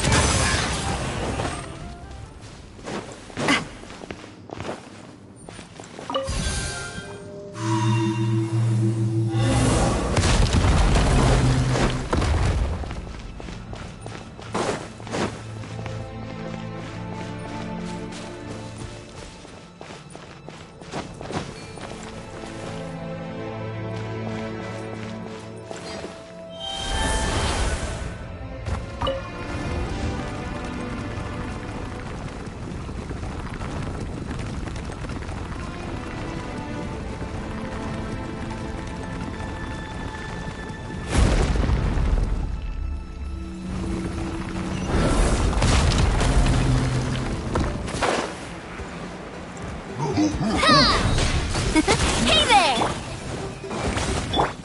Let's see.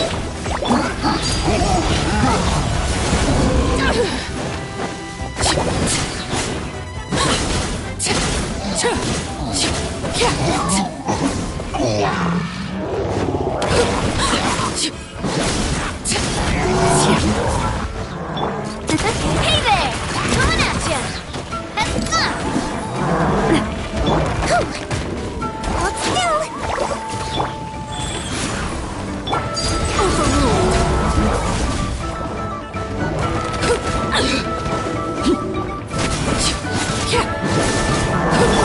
Watch out! Watch out! This is where you Watch out!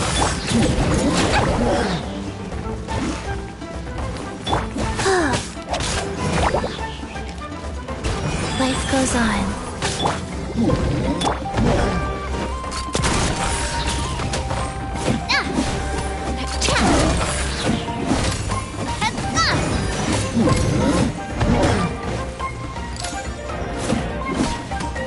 Coming at ya!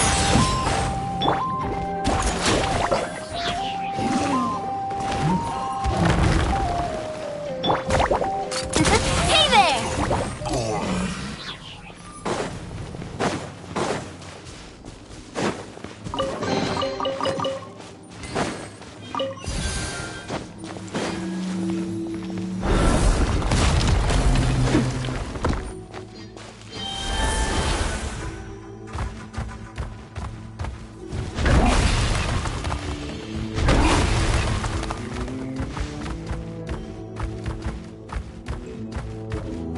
This is the final stretch. We just need to climb up, and we'll be there. Nothing to it. Easy for you to say.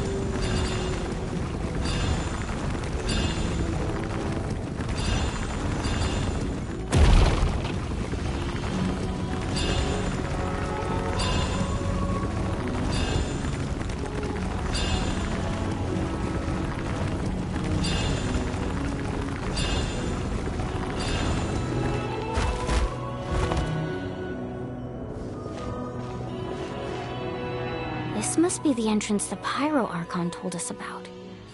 The one ripped open by the Abyss. Yes. There's something in the depths of this place that feels familiar, yet also foreign. We actually have to go in there? Okay, Paimon just needs to psych herself up. Don't push her through before she's ready.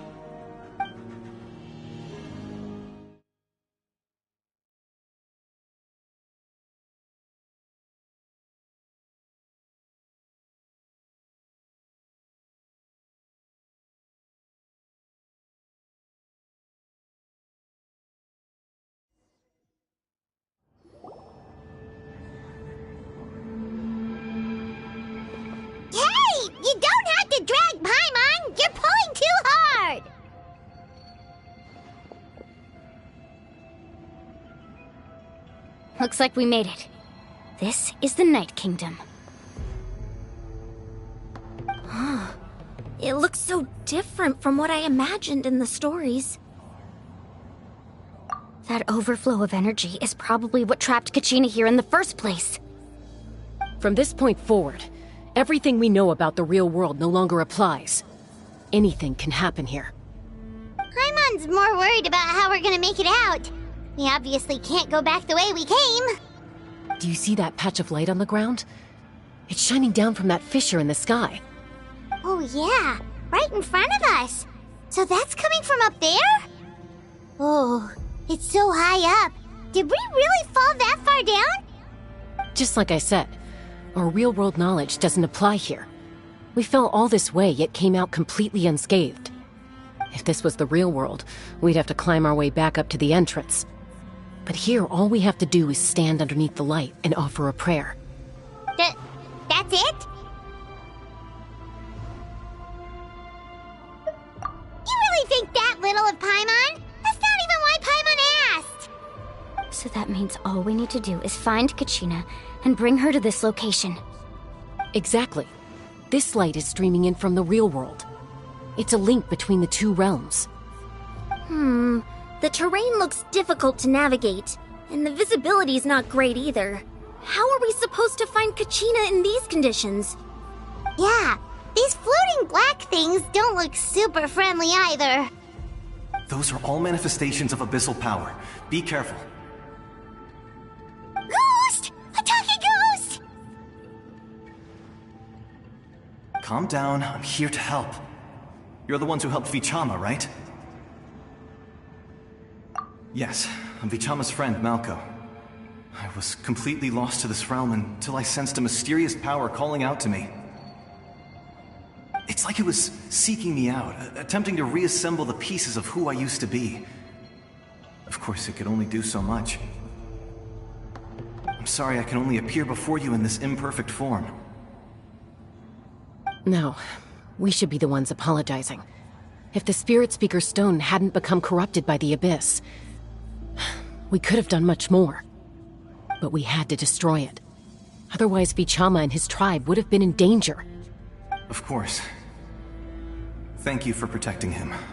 I never imagined that, even after all these years, he'd still take such a risk for me. Under the power of the stone, it felt like our souls were connected.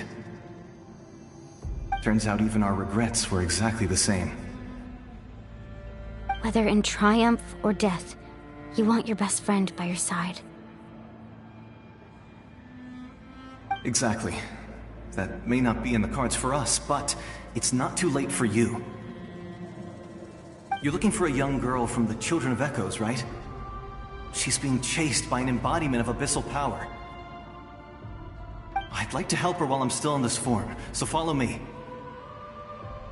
Be careful. This place has been severely corroded by the Abyss. Paimon didn't realize it had gotten this bad. It's like a seething volcano ready to engulf our world at any moment. Ouch! Quick, get back here! You can't go wandering up. Stick close to me. My power will be able to ward off attacks for the time being.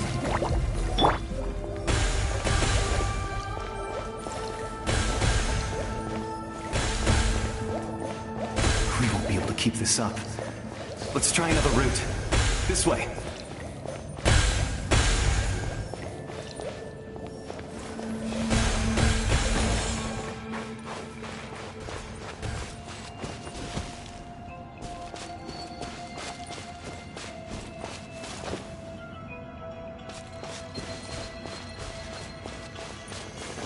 Not good.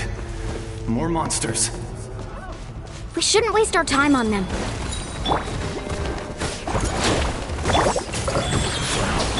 Watch out! Coming at ya! Laid bare.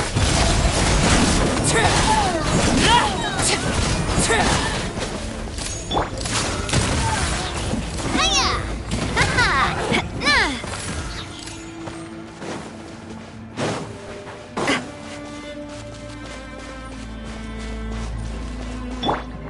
Let's see!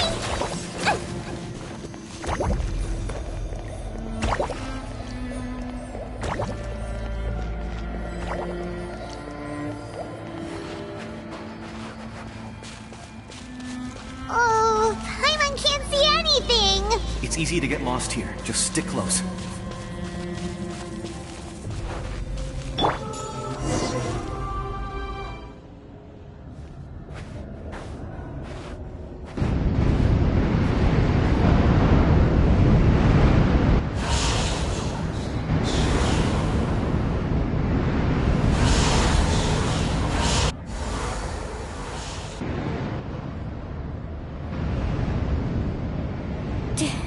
Did you hear that? What? Never mind. It was probably just my imagination. Don't scare Paimon like that! I heard it too. It was a voice from the abyss. What did it say? Doesn't matter. It certainly doesn't harbor good intentions.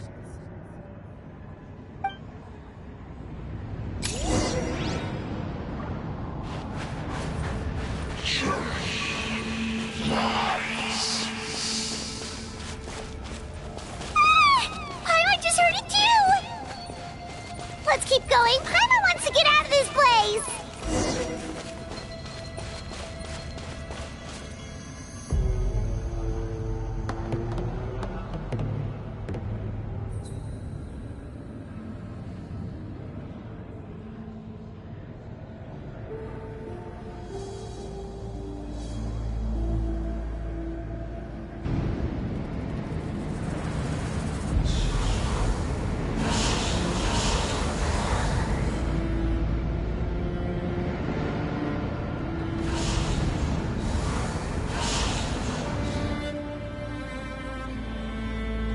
We're here, Kachina! Oh, honey? You made it!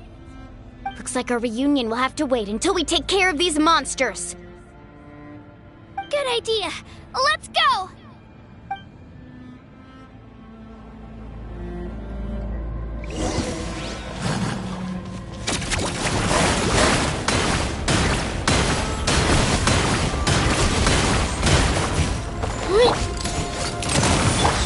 Hold still! Wheel of Life.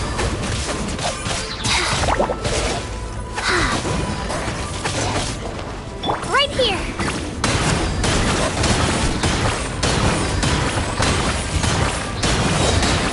Clear the area!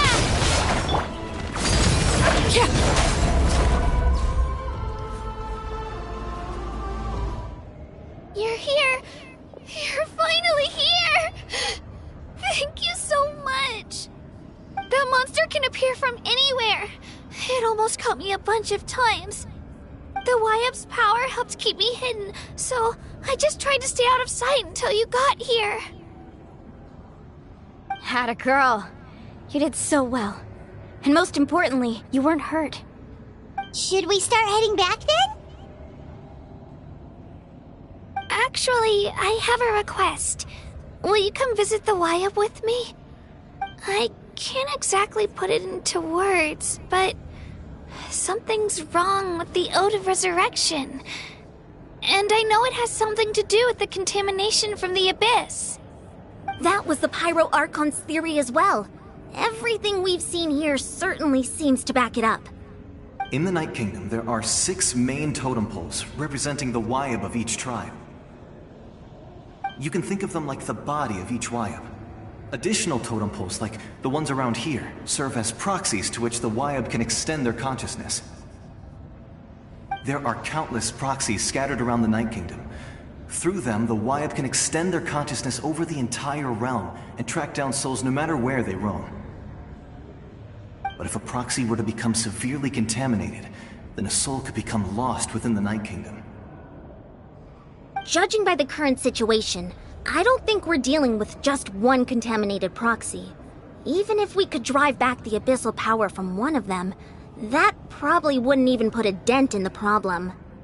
Still, we can't just leave the Wyap to suffer. It's protected me this whole time. I agree. We might even manage to draw out the monster that's been hunting Kachina.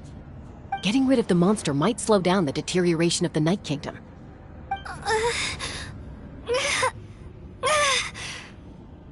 Kachina? What's wrong? Nothing. Just a headache. And that voice again, telling me to abandon the Wayab and leave this place. Maybe we really should leave. Kachina's already been here for too long. No, I'm fine. I don't plan on listening to that nonsense. I can hold on.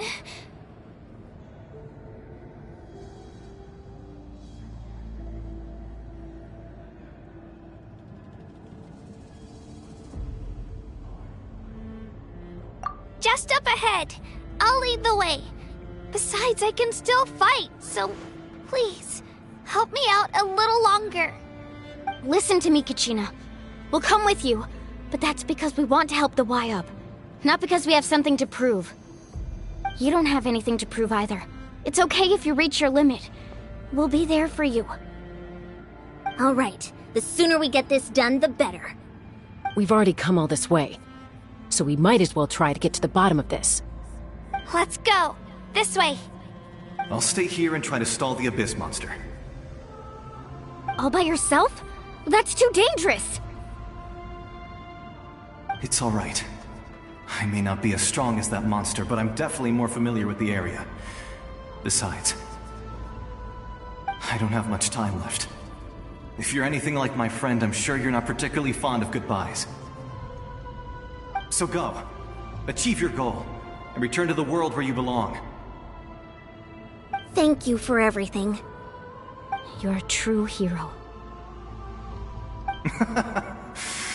Thank you. No one fights alone.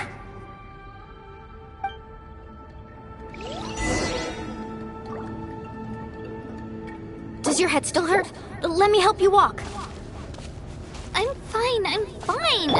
You should know I'm made of stronger stuff than that.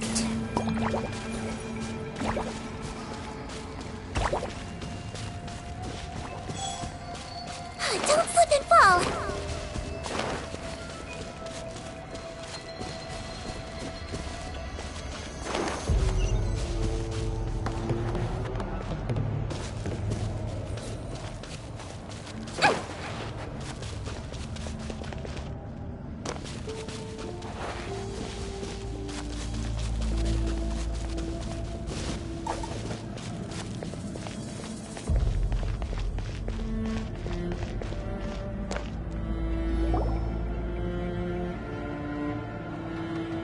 Wayab!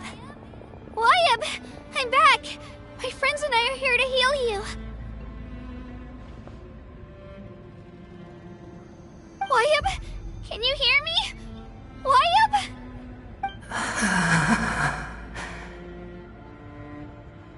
So we were right. The contamination is already too severe. It's preventing the Wayab from answering our calls. Alright, get ready everyone! Time to purge the abyssal energy from this place!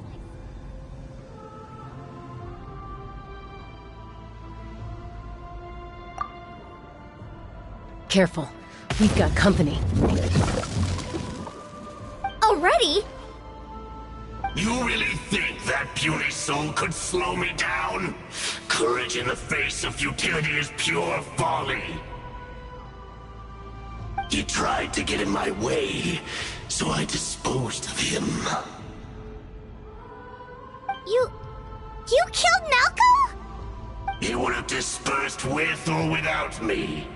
Rather than worrying about him, I would urge you to focus on yourself. You may have defeated others of my kind in the past, but underestimate me now, and it will be to your peril.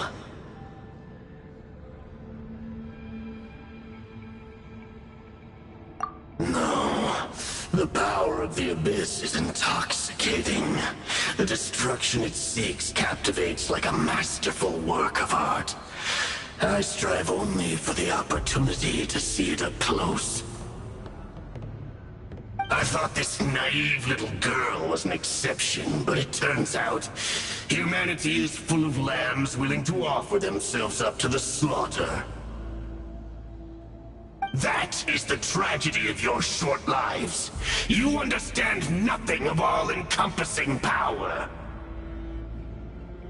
Ancient names, pride, friendship, all empty ideas invented to give you a false sense of self-worth.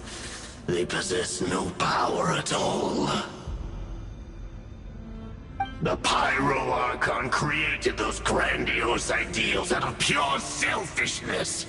Anything to avoid sharing power. Anything to avoid handing over the primordial gift to ordinary people like you. Don't believe me?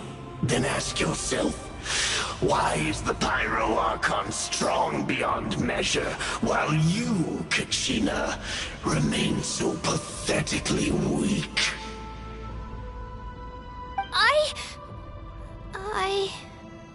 Kachina! Give me your hand.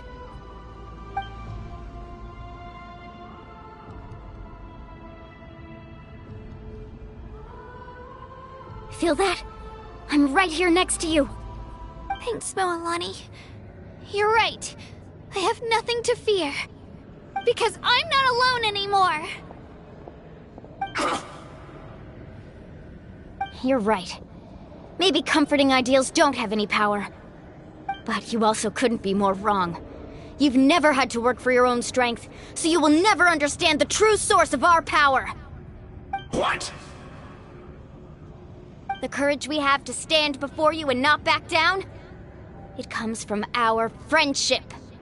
The power lies not in the ideal itself, but in our commitment to upholding that ideal, and in our decision to stand together and fight!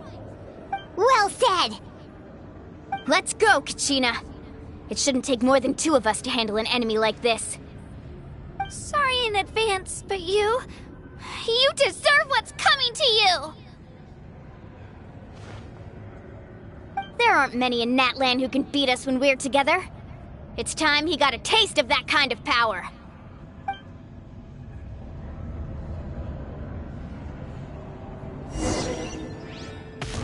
From the ashes to this world anew.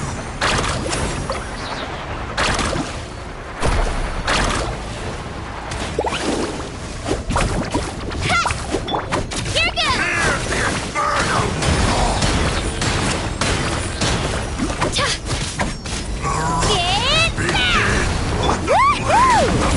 Check this out!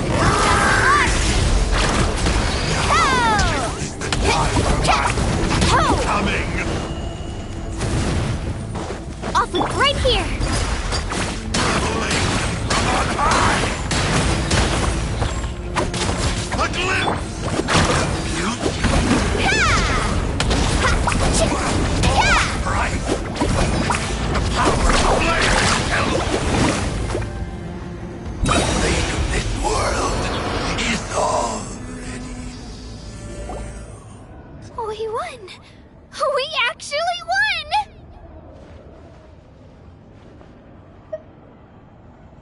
That's what he gets for underestimating you two. Fantastic work, Kachina! Absolutely fantastic! This makes me so unbelievably happy. I'm happy too, Moalani. Together we really are unstoppable!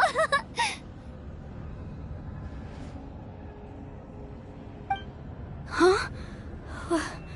What's happening?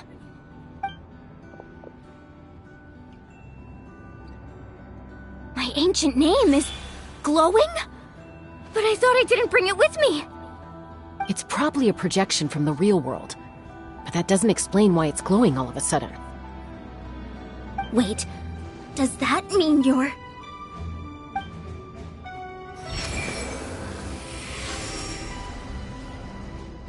That was a bold move, diving headfirst into the fire to save your friend, especially in a place so overrun with abyssal corruption. Still, seeing you pull it off was really something. Everything you said was exactly right. As isolated individuals, we stand no chance against the power of the Abyss. It took years' worth of scars and lots of unnecessary suffering for me to understand that for myself.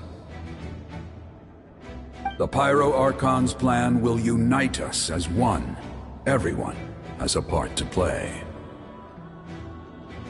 Only then will we have the power to defeat the strongest of foes. Who are you? Tupac, a warrior from the people of the Springs. I fought against the Abyss during the invasion 500 years ago. I've heard that name before. You were the giant who saved all of NATLANNN. Since you were able to awaken my words from your ancient name, that means you have fully embodied the aspirations of the Wayub. Under the name Umoja, you shall unite the tribes and save NATLANNN from its impending doom. Me? As long as blood still runs through your veins, even the tiniest spark of steel against stone can ignite a flame. Its blaze will become one with our vision for NATLANNN. Even amid everlasting darkness, our bonds remain eternal.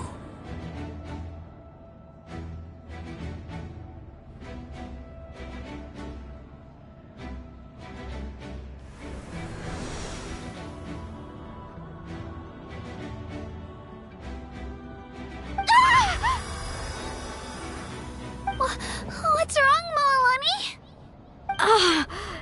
So many memories. My brain was just flooded with everything he once knew. So that's what happened. What do you mean? Did you just figure something out? 500 years ago, they foresaw the very crisis we're facing now. Efforts to save NATLANNN started all the way back then. We can go over the details once we get back. We shouldn't linger here longer than we have to.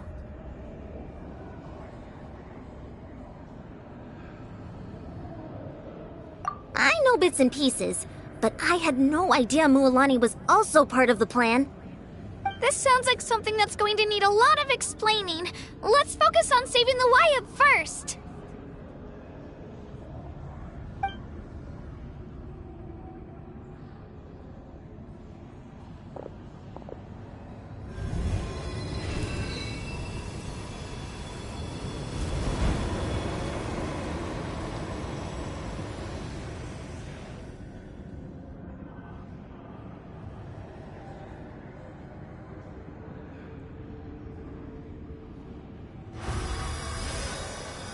Okay, that should be enough. Wayub? Wayub? Can you hear me?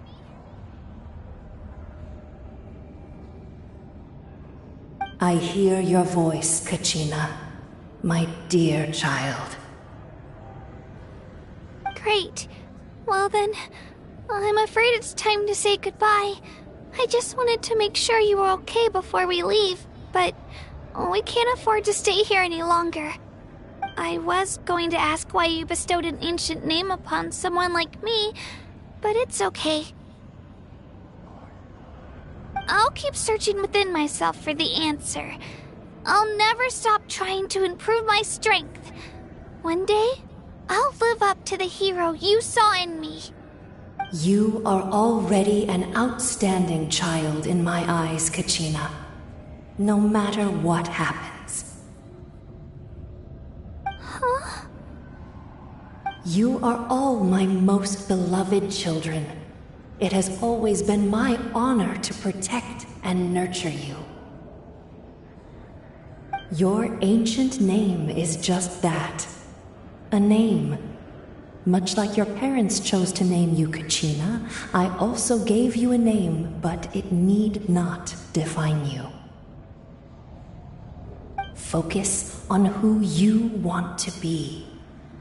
You are already worthy of your name. Now, you need only devote yourself to becoming a better you. The story of your ancient name is for you to continue. Just like your parents, my love for you will never change. No matter what the future holds.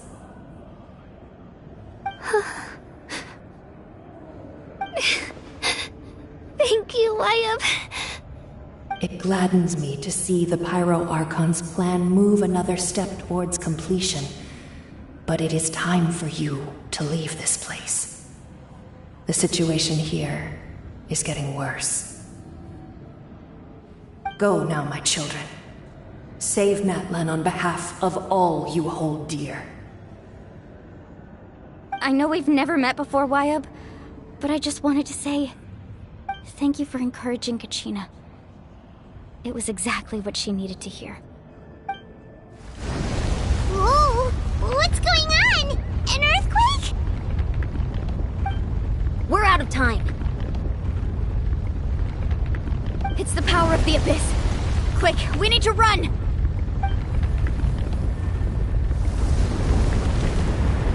It's a Seelie! The Seelie opened the way for us!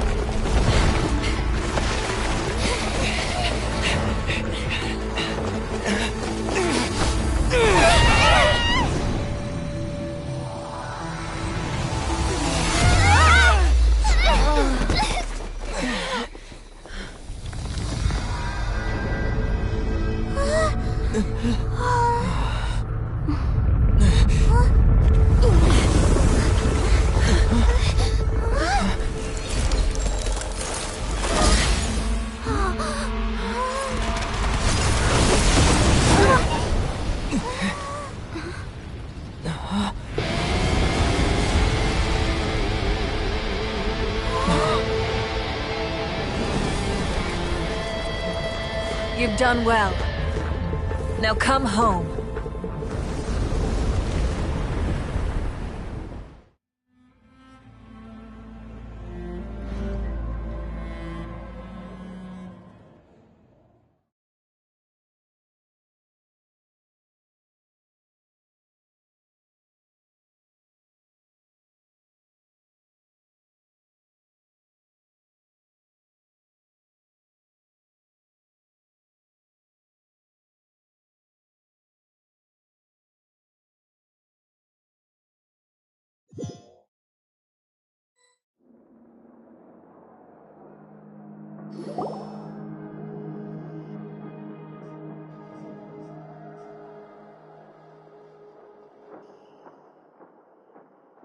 The Pyro Archon saved us. But she's not here. Yeah, didn't she say she used it all up? She's still in the speaker's chamber. What we saw in the Night Kingdom was just her consciousness. So you're saying her consciousness did all that? Every great display of power comes at a price.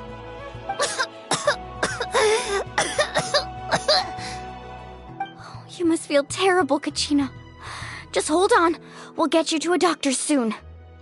Let's get back to the stadium. The Pyro Archon said she'd have a doctor waiting for us. I recommend getting a full checkup. just to make sure no damage gets left behind. Paimon feels okay. What about you, Traveler? Right. You always seem to do pretty well against the Abyss. Let's get going. We need to share what we learned in the Night Kingdom as well. Right. The Y-Up mentioned something about the Pyro Archon's plan. What is it exactly? I'll let her explain everything. We're all a part of the plan now. Every move we make from here on out will decide NATLANNN's ultimate fate.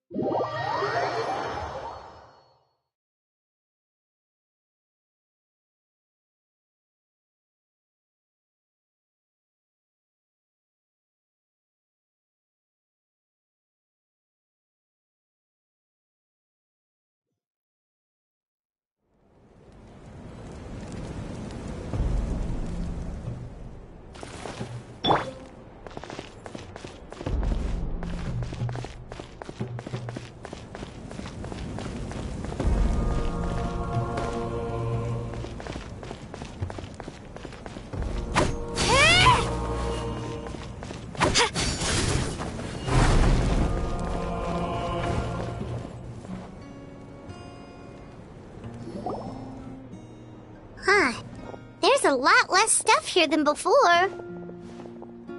It's good to see you all here in one piece. I know you must have a lot of questions, but let Koichi check you over first. It's best not to let any lingering effects of the Abyss go untreated. Thank goodness you made it back. I came here as soon as the Pyro Archon told me about your plan. Take a seat, everybody. I'll examine you one by one.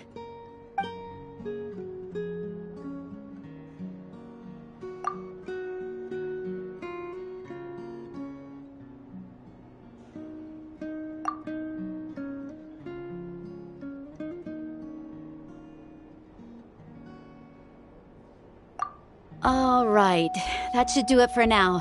But just to be safe, I'll perform another checkup in a couple of days. I have to say, though, I've never seen anyone react to the Abyss like you, Traveler. It's like you're completely immune to its power. He always has been special like that.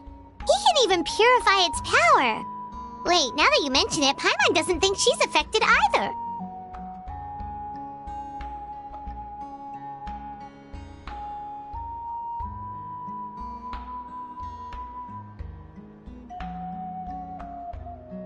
Given the current situation, that ability will likely play a great role in the events to come. Of course. I still have patients to see, so I'll head out. Thank you, Koichi. All right. We might not see eye to eye, but we both had good intentions. Just give it time. I'm sure we'll figure things out between us one day. Yeah.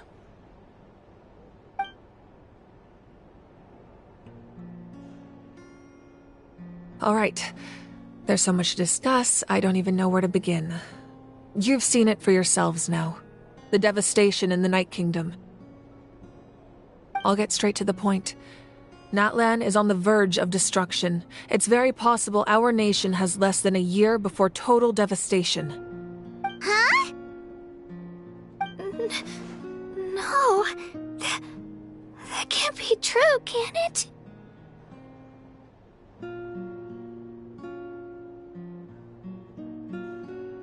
That's right.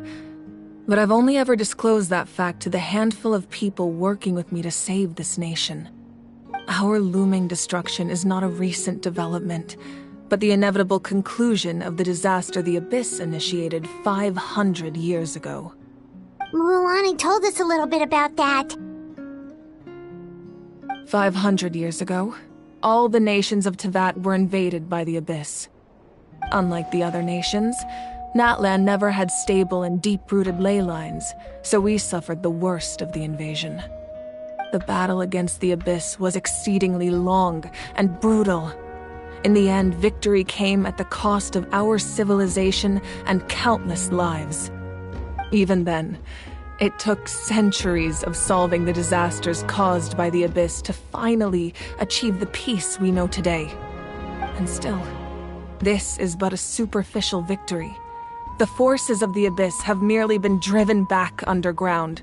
Their threat to NATLANN remains as real as ever. I'd never have guessed. The problems plaguing the Night Kingdom are all the more complicated because that realm is essentially functioning as NATLANN's ley lines.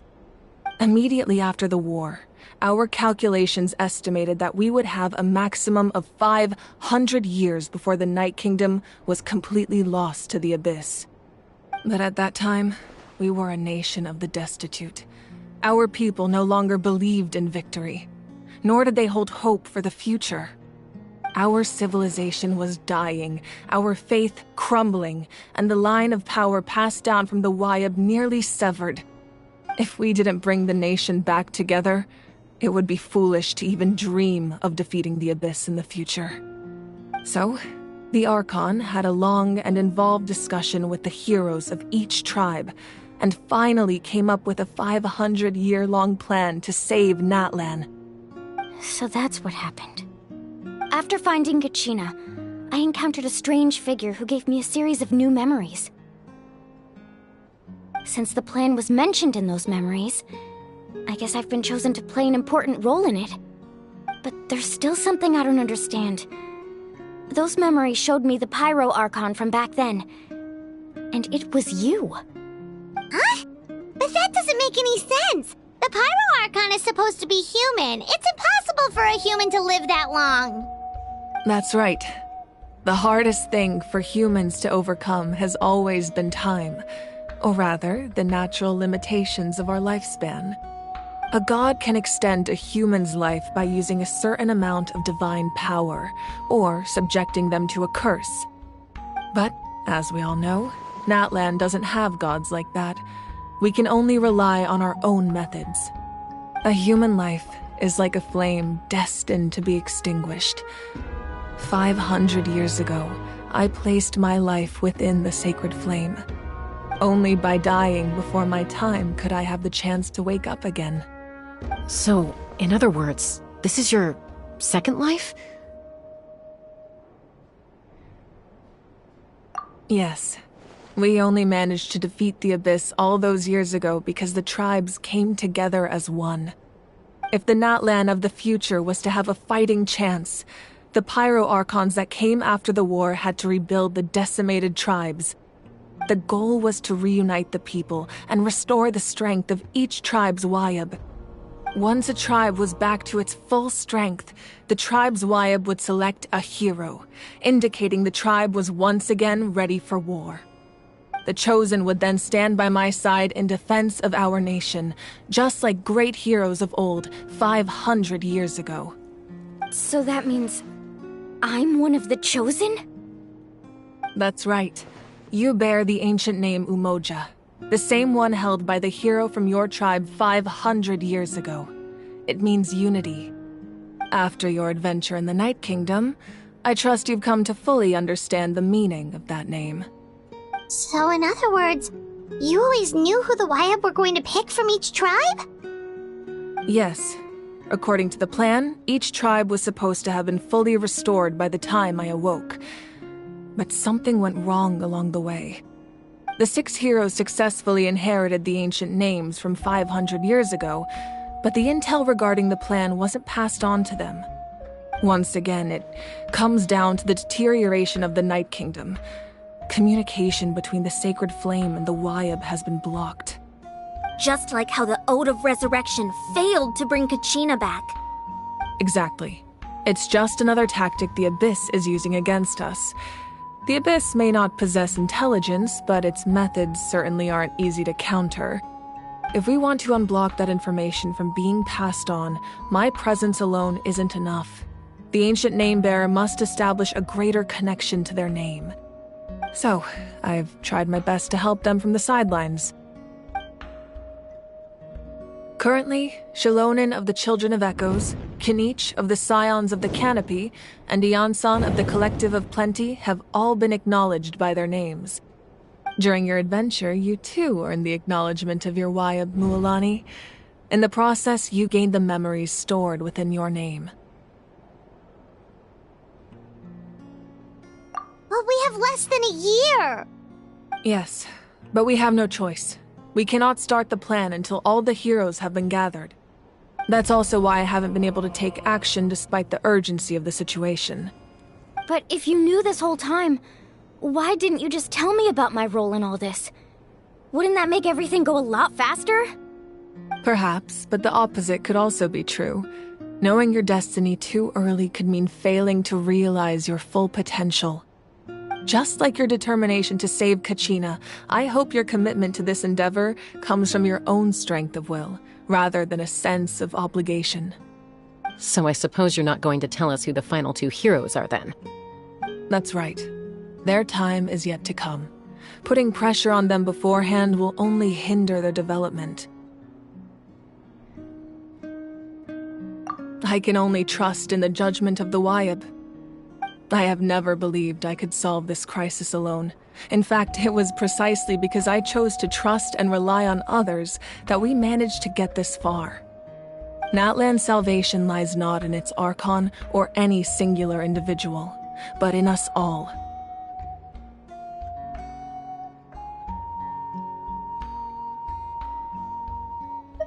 You're quite perceptive, aren't you? I thought I might get away with avoiding the topic. Huh? Oh, right! All of the stuff you stored here before, where did it all go? Even though I sacrificed my power, I still needed a contingency plan to ensure you would make it back from the Night Kingdom. After all, I was the one who allowed you to take that risk, and Mualani has an important role to play in my plan. In addition to their sentimental value, the items I stored here held a much more important purpose: fuel. Fuel? Ah, so back then, that's why you... Yes. The stories embodied by those items are certainly important, but there's an even more significant trait they all share. Every item belonged to a hero of NATLANN. Over time, they became imbued with a certain amount of contending fire from being carried in battle. On their own, each item's power is limited, but together, their combined effect can prove quite useful in a dire situation. By burning those items, I was able to activate the contending fire stored within them to open the boundary between the two worlds. It was a rather crude approach, so all their power was depleted in an instant, as you can see. But aren't they all precious treasures? What about their stories? That's exactly why I dragged you all here. No matter what, I never wanted the Pyro Archon to have to use that power. Oh, I'm so sorry. You have nothing to be sorry for. You all deserve my thanks, actually. If you hadn't saved the totem pole, that area of the Night Kingdom would have been forever lost to the abyss. And then, it would only be a matter of time before the Children of Echoes was met with disaster.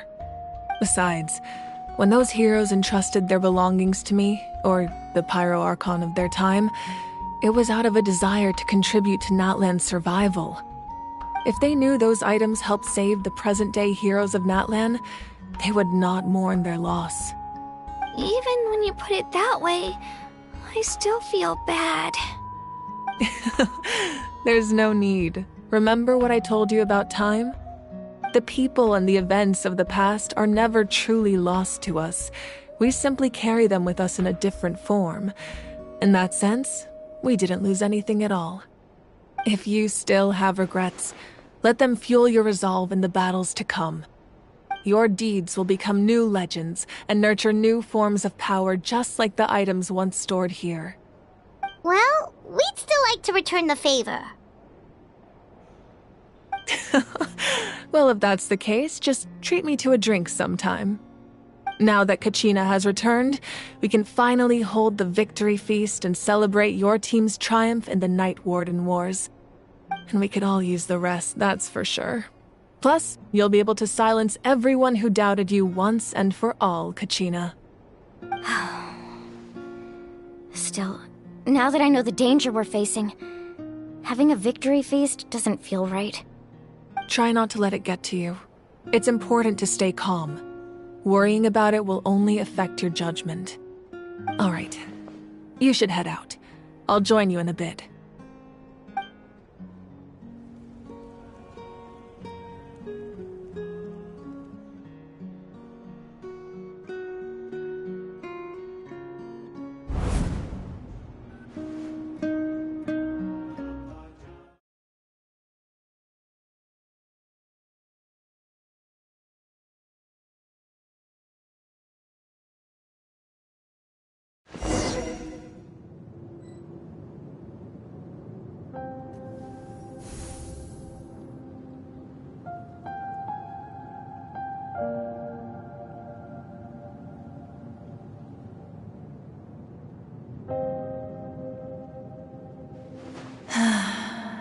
When I was young, I used to sit by the hot springs and listen to the stories of warriors from all over NATLANN. They attract people from all walks of life. Friends come easy here, no matter what tribe you're from. The people of the springs have never claimed the hot springs as their own private property. They are there to bring all hot spring buddies together. It's been really nice, seeing the children of my tribe get older. It's helped me gradually understand the true value of the springs. I've witnessed their energy, their determination, their absolute passion for life.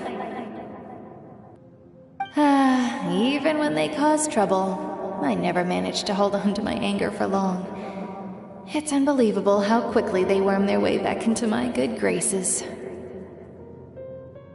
I'm certain Mualani will become a great warrior when she grows up. She possesses infinite potential. I can see it. One day, when I'm no longer in fighting form, I'll come here and tell stories to all the children, just like those warriors did for me. So, you better get busy, Pyro Archon, or I'll end up running out of stories.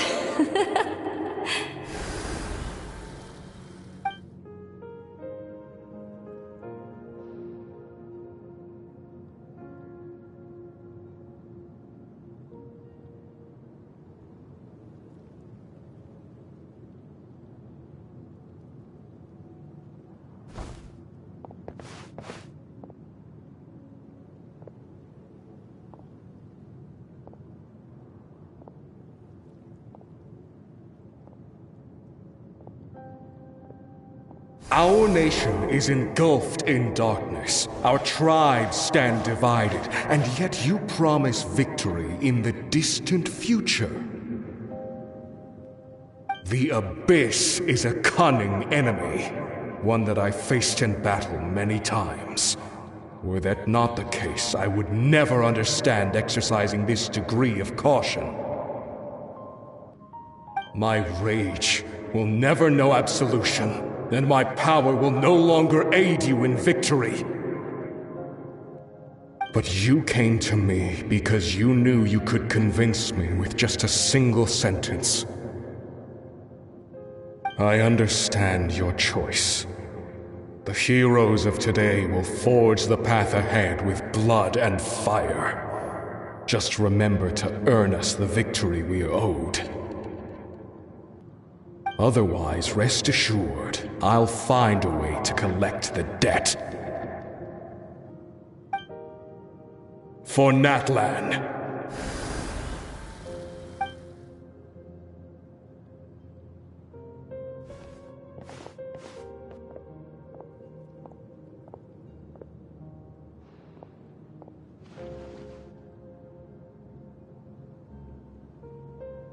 So, you're gonna head 500 years in the future to serve as the Pyro Archon again?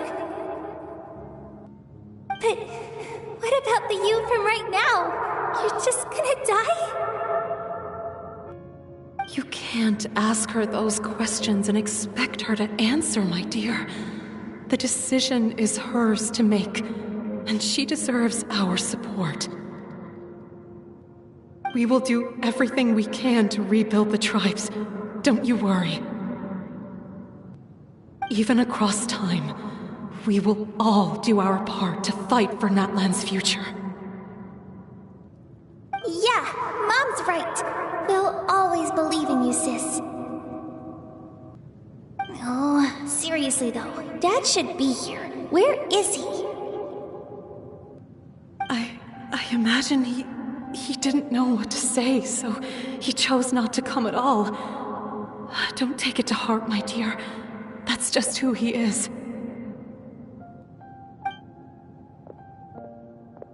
Just remember, no matter what happens in the future, we will always love you.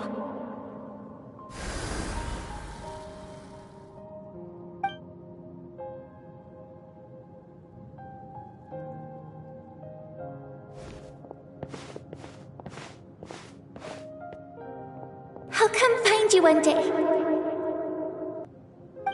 I know I can't live that long, but I'll think of something.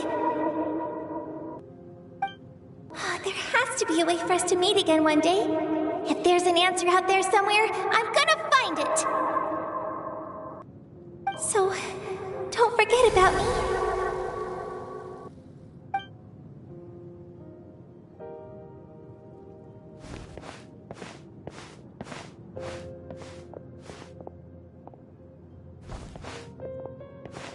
If that's your decision, then you have my full support, Archon.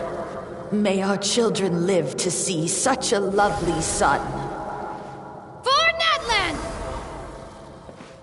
No one fights alone.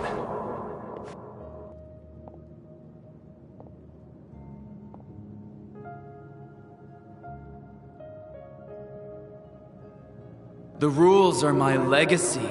They shall grant us the strength to overcome the next tragedy.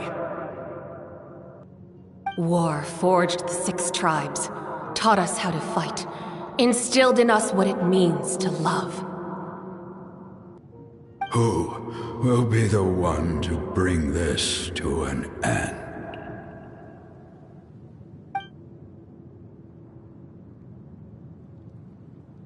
We are the inheritors of memory and legend. Those who grew alongside sun and wind. Those who forged our own destiny and future. That is NATLANNN's fire. The lifeblood of our nation.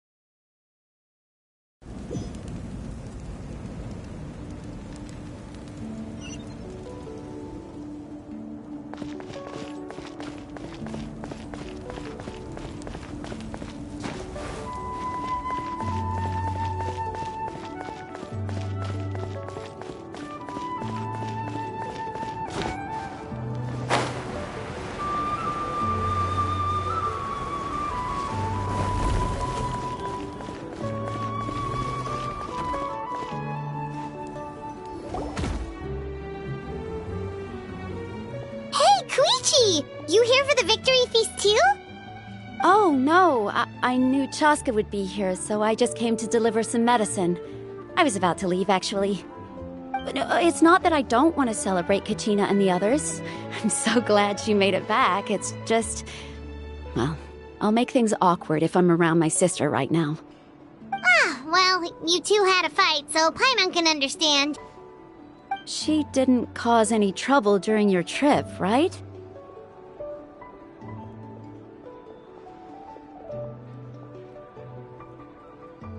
Yeah, she was super helpful. She gave us a lot of useful information about the Abyss. That's good. That's all I needed to know. Is there a reason you asked? You were pretty outspoken when we first met, but now it's like you're holding something back.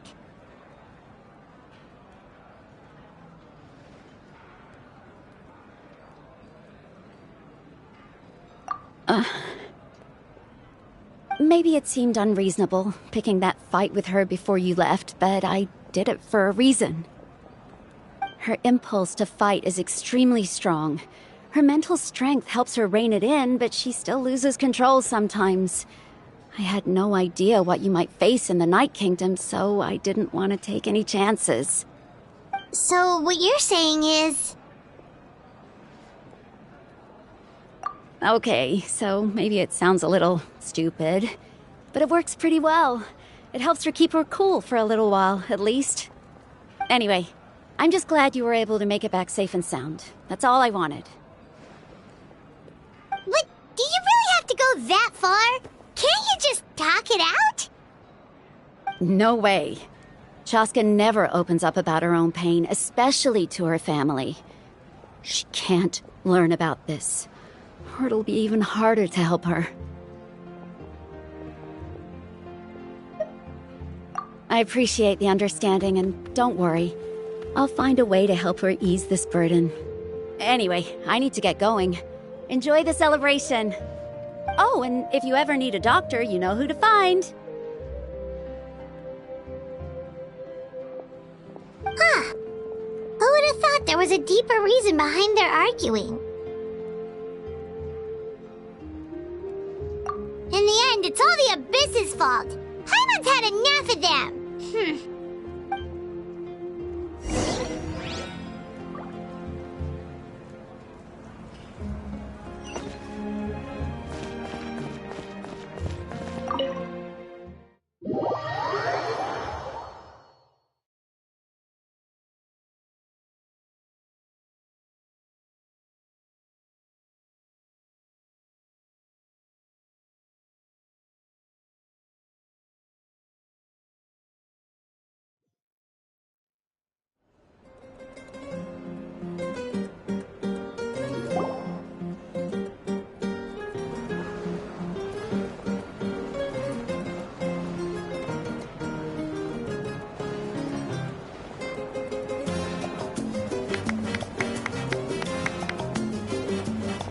Let's give a huge round of applause to our brave young warrior, Kachina! Woohoo! Well done, Kachina. Thank you, everyone. I'm so glad I finally made it. I always knew you could do it. With so much potential at your age, you have a great future ahead of you. You're one to talk. Don't think I didn't know you were the first person to abandon your team. I'll be dealing with you when we get back. I had no choice. My friend invited me. I couldn't just say no. Oh, really? So you weren't just trying to get ahead in the first round? I wasn't, I swear. I just happened to find that bearer injured in the wild, so I stopped to bandage his wounds.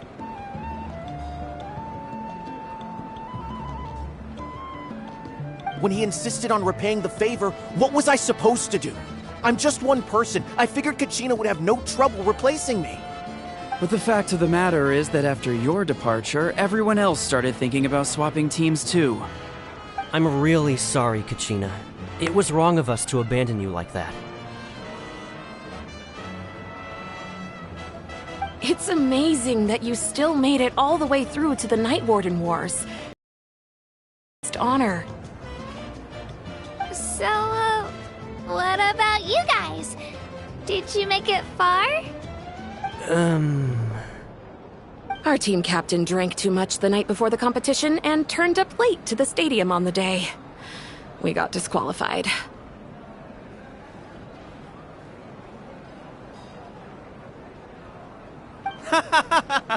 Serves you all right. No sympathy for me.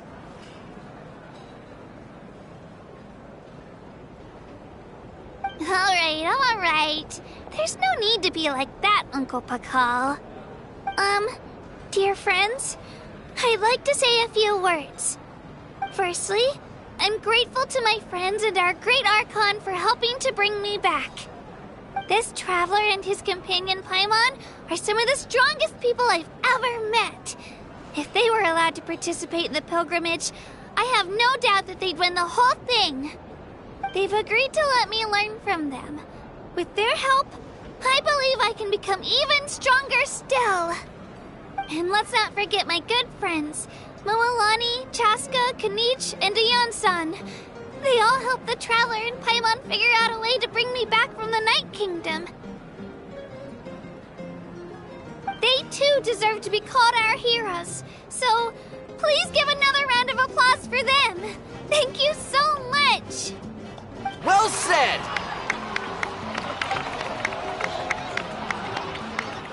I'll drink to that. How does it feel being a hero, Kachina? To be honest, it's a bit overwhelming. It all just feels so surreal. Well, you better get used to it! Next up, undefeated champion!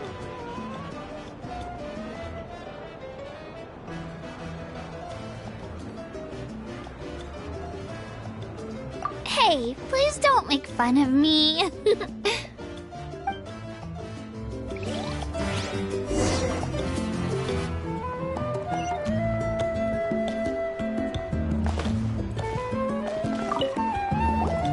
My apologies. I knew more than I let on. Everything comes at a price, and most heroes aren't people who set out to become a hero. If you cling too tightly to your goal, you end up losing things that are far more precious. But in any case, we're now on the same page. I wonder how long before the two final heroes appear. From the Flower Feather Clan and the Masters of the Night Wind.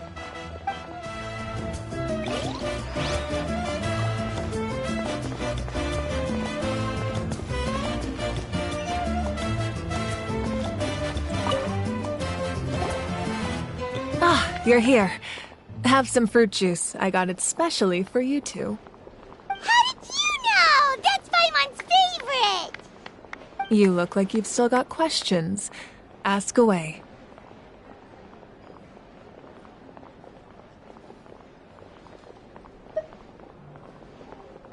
Because they had their own lives to live. The thought of telling them Abandon your families and everyone you love, and come with me to the end of time. For in 500 years, NATLANNN will be destroyed? It seemed too cruel. You could just as easily point out that everything in this world would come to an end eventually. But life is short. And beyond a point, it just doesn't seem real. Imagine if I said, let's leave right now, and go save the sun because it'll flame out in a few million years. It would sound quite ridiculous. I couldn't make them shoulder that burden with me. Besides, every generation will have its heroes, this one included. The plan could still work without them. Or, of course, without me. But since I was the one who came up with the plan, I felt duty-bound to see it through to the end. I'm suddenly remembering that portrait in your room. Was that your family from back then? Yes, it was. So when you asked me who my sister grew up to be, the truth is that very little information survives. From what I've been able to piece together, I can conclude with a reasonable degree of confidence that she ended up as an architect and artist. She played an instrumental role in rebuilding the scions of the Canopy tribe, designing and building many houses. But of course, none of her buildings are around anymore. Still, it was an impressive achievement, and I'm very proud of her.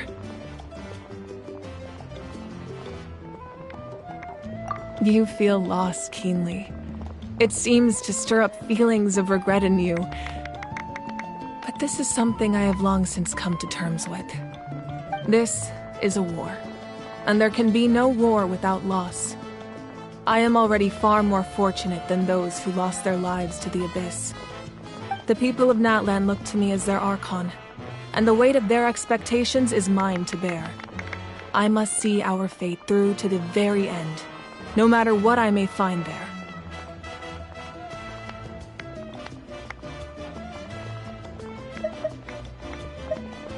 Yeah, doesn't that mean the way everything ends has already been written, including your plan? I suppose, but so what? Don't forget, time takes many forms. The past, present, and future coexist, and all are equally important. Even if the future ends in destruction, there's still no reason to give up on the here and now. And it's precisely because we humans cannot know our fate that we will never give up on our struggle. This is a pivotal moment. We are still 2 heroes short. Well, 3 to be precise. There's one further hero who I'm hoping to get on my side, whatever it takes.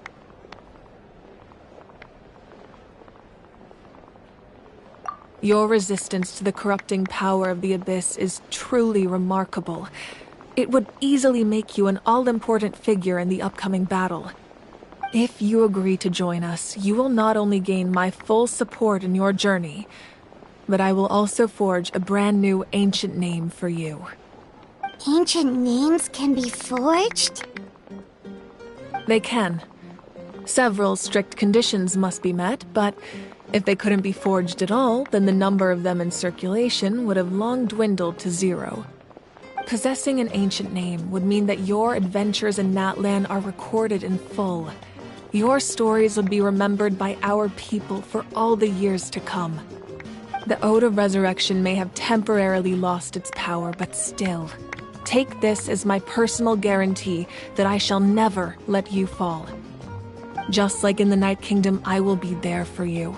That is a promise I will fulfill at all costs. This nation always honors its heroes.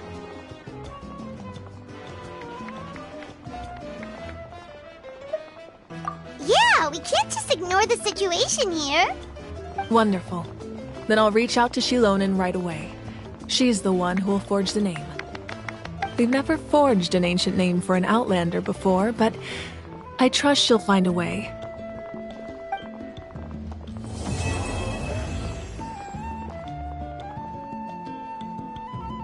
My lord, we've received word that the Pyro Archon has lost much of her power. Although your injury complicates things, this is most certainly the opportune time to seize the Gnosis. Victory and defeat are rules, not outcomes. I have never taken advantage of an opponent in a time of weakness, and I don't intend to start now. As for you, I must confess, I did not expect that little trick of yours to save the day. No matter how dense the fog, as long as the sun remains, we cannot turn day into night. She could have dispelled it. She simply chose not to. You don't have much time, and you're injured on top of that. What do you plan to do next? I'm beginning to see just how useful you may turn out to be. You heard something from here, didn't you?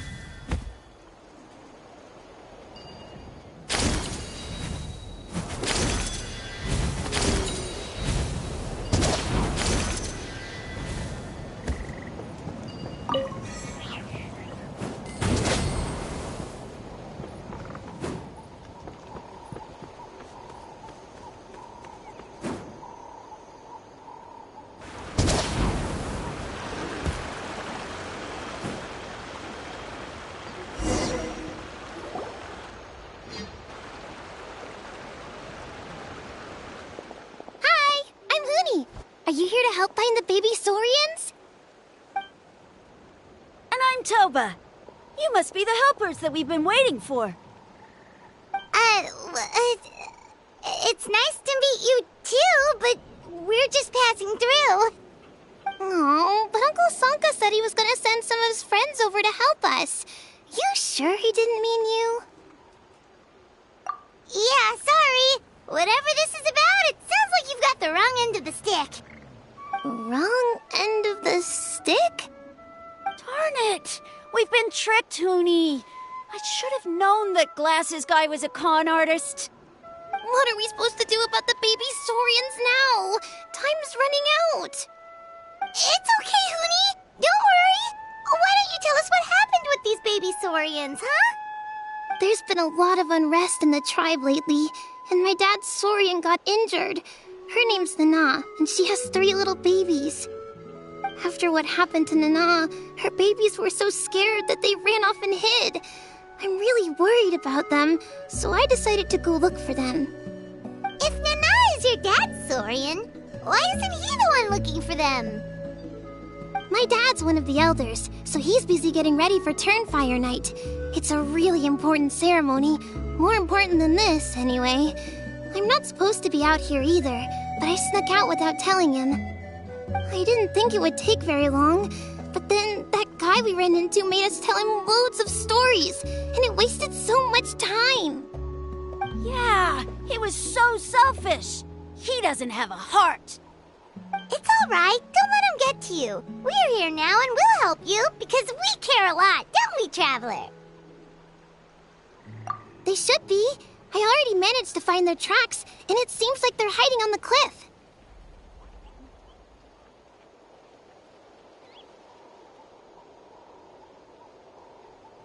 Really? Wow! Thank you so much, Mr. Traveler and Miss Paimon. Awesome. You gotta be careful out on the cliffs, though. They're really steep. Even grown-ups have trouble climbing them.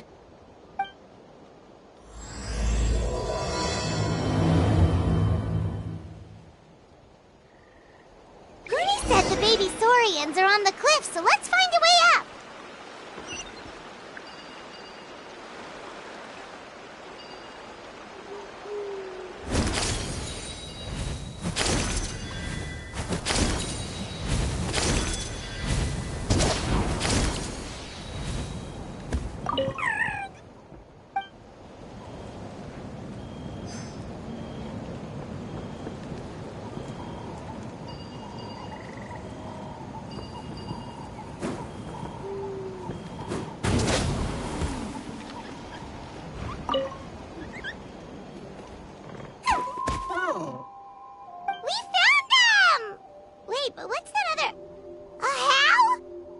Well, if it isn't the gruesome twosome who wormed their way into our servant circle of friends. Still awestruck from the last time we met? Would that be why you hastily scrambled up here to pay your respects the moment you saw us? I suppose we can't blame you. Such is the spell that our majesty casts on our minions. Very well. You heathens leave us no choice. The almighty Dragon Lord, Kahula How, shall grant you the audience that you seek. Come, pucker up. You may now kiss our feet. Wait, aren't you like Kenichi's sidekick? What the heck are you going on about? You're somehow managing to be even more annoying than the last time we met. Silence! Who are you calling sidekick? We are the Dragon Supreme, sovereign ruler of the Nation of Flame. We shall have you know that last time, were it not for Kenichi's earnest pleading on your behalf, you would have received not a single word of mercy. Oh, come on. You talk big, but Kenichi clearly has you under lock and key.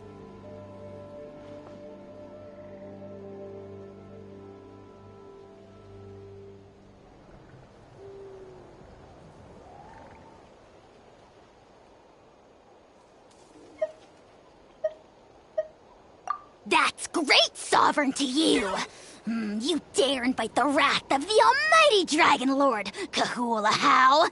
You will burn in Turnfire for 1,000 years for your blasphemy! If you must know, our humble servant begged us to investigate an abyss incident near Hoytzitlan, and we chose to grant his request. Abyss incident? See this little lizard? Its mother, a medium-sized lizard, came under the influence of abyssal power. In her confusion, she attacked my servant's tribe, then assailed her own offspring. Yikes. So how is she doing now? She was but a lowly bug fighting against the power of the abyss. Naturally, she has departed for the Night Kingdom. Such a fragile creature. Apparently, she ended her struggle by leaping from a cliff. Leaping from a cliff? My dear anemic flying ant, as addled with questions as your head may be, please keep them to yourself and wipe that absurd expression off your face. We are the almighty Dragon Lord Kahula-How, not a wish-granting fountain. Anemic flying ant! Cute! Just you wait. Two can play at the ugly nickname game. We sense a faint abyssal energy. An evil sorcerer must be lurking nearby, but they are well hidden. If you encounter any suspicious outlanders, be sure to give them a robust interrogation. Suspicious outlanders? Wait, are you mocking us? Ha! How dare you cast aspersions on your ruler, heathen! You're just lucky that our servant has such vile taste in friends. Otherwise, we would beat you black and blue, and then purple, then black again! If you're not here to kiss my feet, then get out of my sight. Do not impede the work of the almighty Dragon Lord, Kahula-How!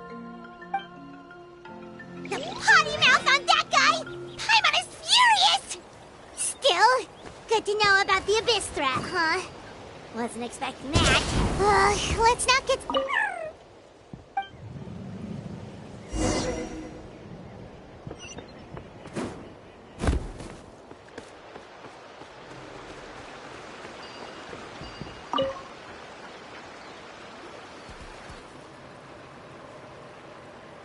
Wow, you're back already? That was so fast.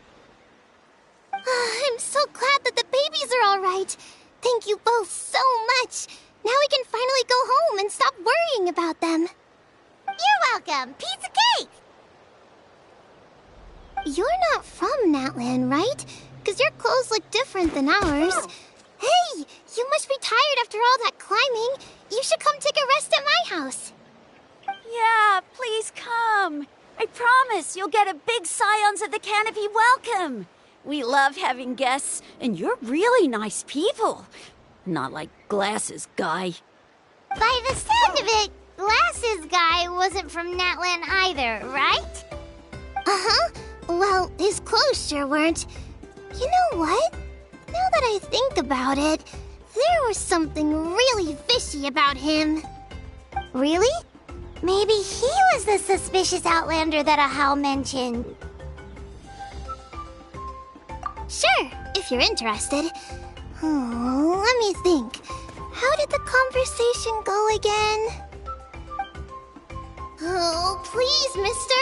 I've told you so many stories already. When are you gonna help me find the baby Saurians? Just one more story. One more, I swear. Why don't you tell me more about that ball of fire? I heard that there was a huge transparent ball of fire that used to burn 500 years ago, 1,000 years ago, maybe even further back than that. Oh, you mean Turnfire. That's where the ancient name Mollypo comes from. Oh, wow. So it was the origin of an ancient name. That's impressive. Uh-huh. There's a story behind every ancient name. The legend goes that the Turnfire first appeared in the era of the Grand Alliance. It was used by the tyrant Ot Khan to rule over Natlan and oppress anyone who opposed him. Turnfire is different from normal fire. If you get set on fire with it, you'll feel horrible burning pain from behind you, but you won't die from it right away. And whatever you do, you mustn't turn back to look at it. Why? What happens if you turn back? As soon as you turn around, poof! You get burned to a crisp. Well, good golly gee. I mean, it's one thing to singe someone's clothes, but burning people alive? That is a big no-no in my book. Right? How nasty is it to burn someone from behind and not even let them turn around to look? Ochkon really was an evil tyrant. Yes, shocking behavior. Now, let me guess. Eventually, a valiant hero came to save the day? That's usually how these stories go. Good guess, Uncle Glasses. Seems like you really know your stuff. The hero was called Yupanqui. He's the ancestor of our tribe. Yupanqui was friends with Ochkon the Tyrant, and also Shibalanke, the first Pyro Archon. He was working as an ordnance officer for the Grand Alliance at the time. He didn't like how Ochkon was such a cruel tyrant, so he stole the Turnfire and threw it at the Ochkon's army. The soldiers couldn't defend against it, and they all got turned to ash. And that's how our ancestors set our people free. But just as he was about to leave the city, he thought he heard Ochkon calling out to him from behind. It caught him off guard, and he turned around to look. But Ochkon wasn't there. All he saw was a city burned black, an army in ruins, and giant flames reaching up into the sky. A split second later, the flames he saw burst out from inside his eyes and swallowed him up. All it took was a single glance. As soon as he looked back, he was burned to a crisp. The question is, was this the price he paid for stealing the Turnfire, or the price of turning back? Nobody knows the answer. But the fire that consumed Yupanqui burned more fiercely than any other. It burned for 100 days until it burned a hole right through the ley lines. And then, the flame dropped into the deathly dark Night Kingdom, where it still burns to this day. The grown-ups say that it lights up the path that leads to the next life. But for the dead to be reborn, they have to accept the flames and be purified by the fire first. It's like a final look back at your life, where you have to answer for everything you did. Anyway, that's the story of Yupanqui's Turnfire. Ah, a fine parable indeed. So, is it true? Is it really possible to find this fire in the Night Kingdom? I don't know. I think it's just a story. Either way, I assume this name has been passed down in your tribe ever since? Sure has. It went to Burkina, the hero that we celebrate on Turnfire Night. But that was 500 years ago. Yeah, and now it belongs to Kinich, so we often call him Malipo Kinich. Kinich, huh? All right, Uncle Glasses, that's enough stories. Now can you please go find the baby saurians for us like you promised? I would, but doesn't the legend of the Turnfire teach us not to look back? Let's not go dredging up the past. Tell me more about this Kinich guy. One more story, I swear. Starting now. No? Careful, Toba. You look dangerously close to cursing me out right now. Tut tut, we can't have that. Cursing is for grown-ups only. Uncle, you'd better not be trying to trick us, or the Turnfire will get you when you die. How would it get me if I'm outside of Natlan? Uncle Glasses isn't from here, you know. Unlike you. Huh? Wait, is that?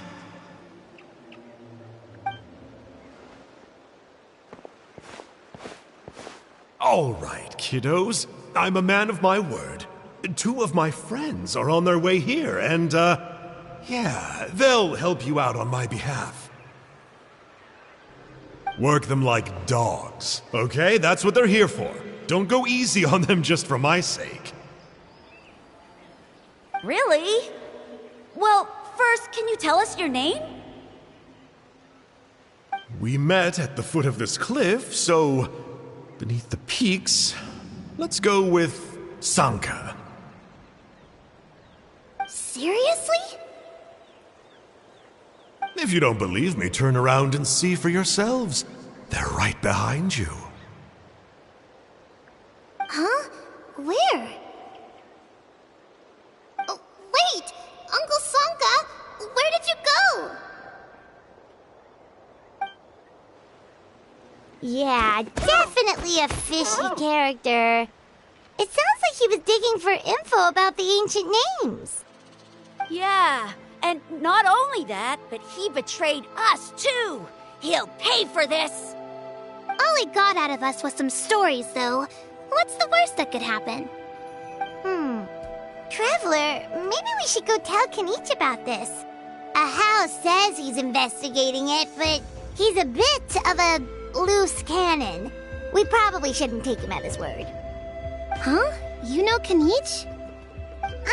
Not very well, but we have met him before, and one time we had a meal together.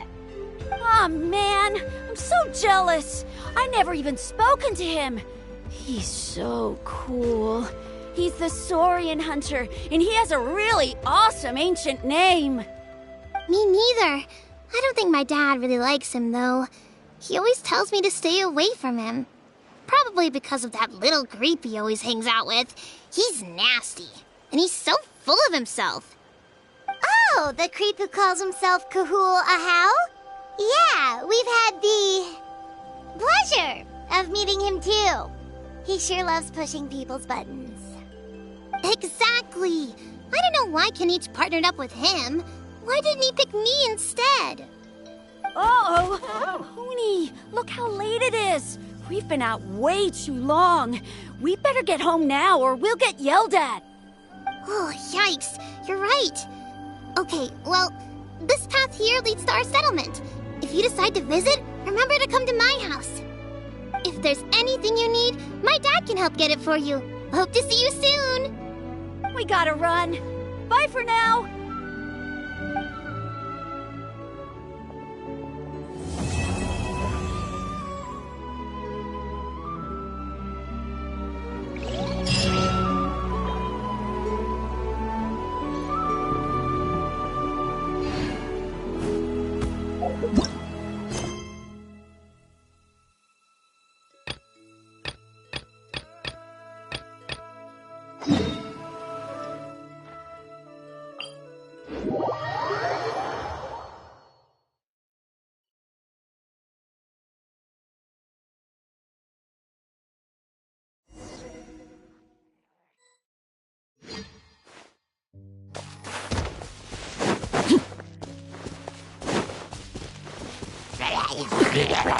Transfixed! Shabam! Let's go!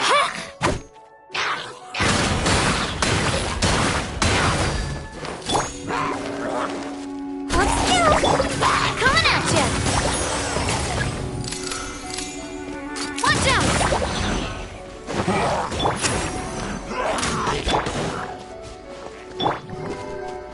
Here goes!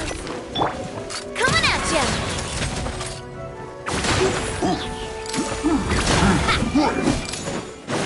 Coming at ya!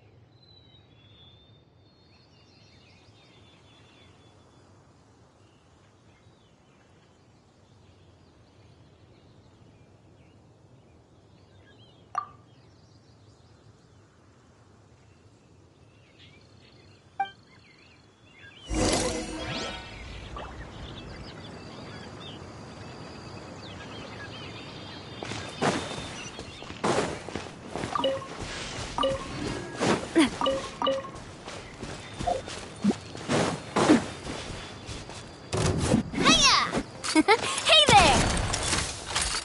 Hey there!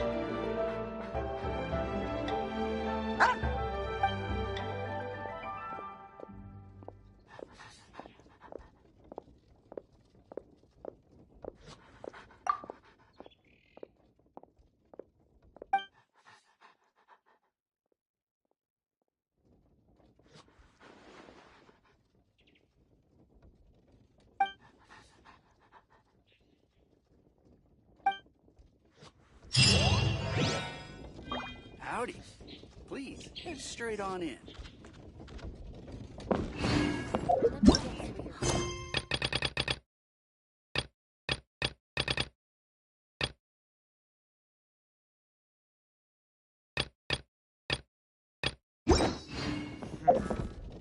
This could be an obstacle for...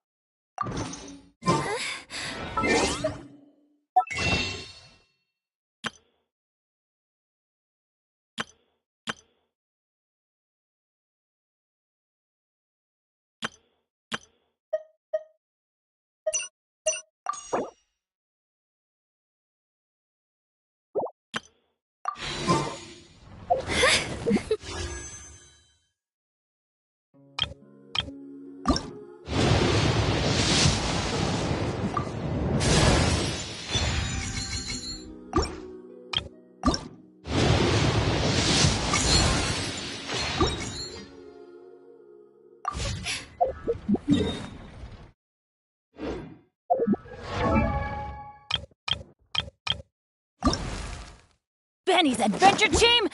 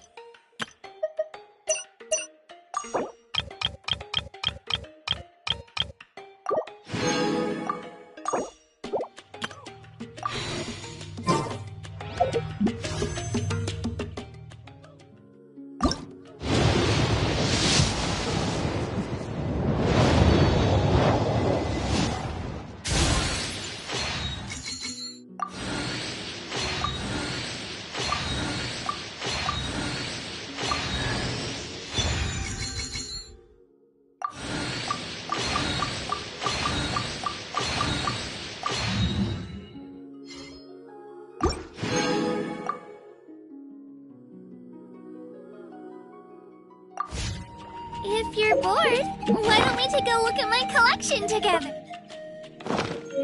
If something catches...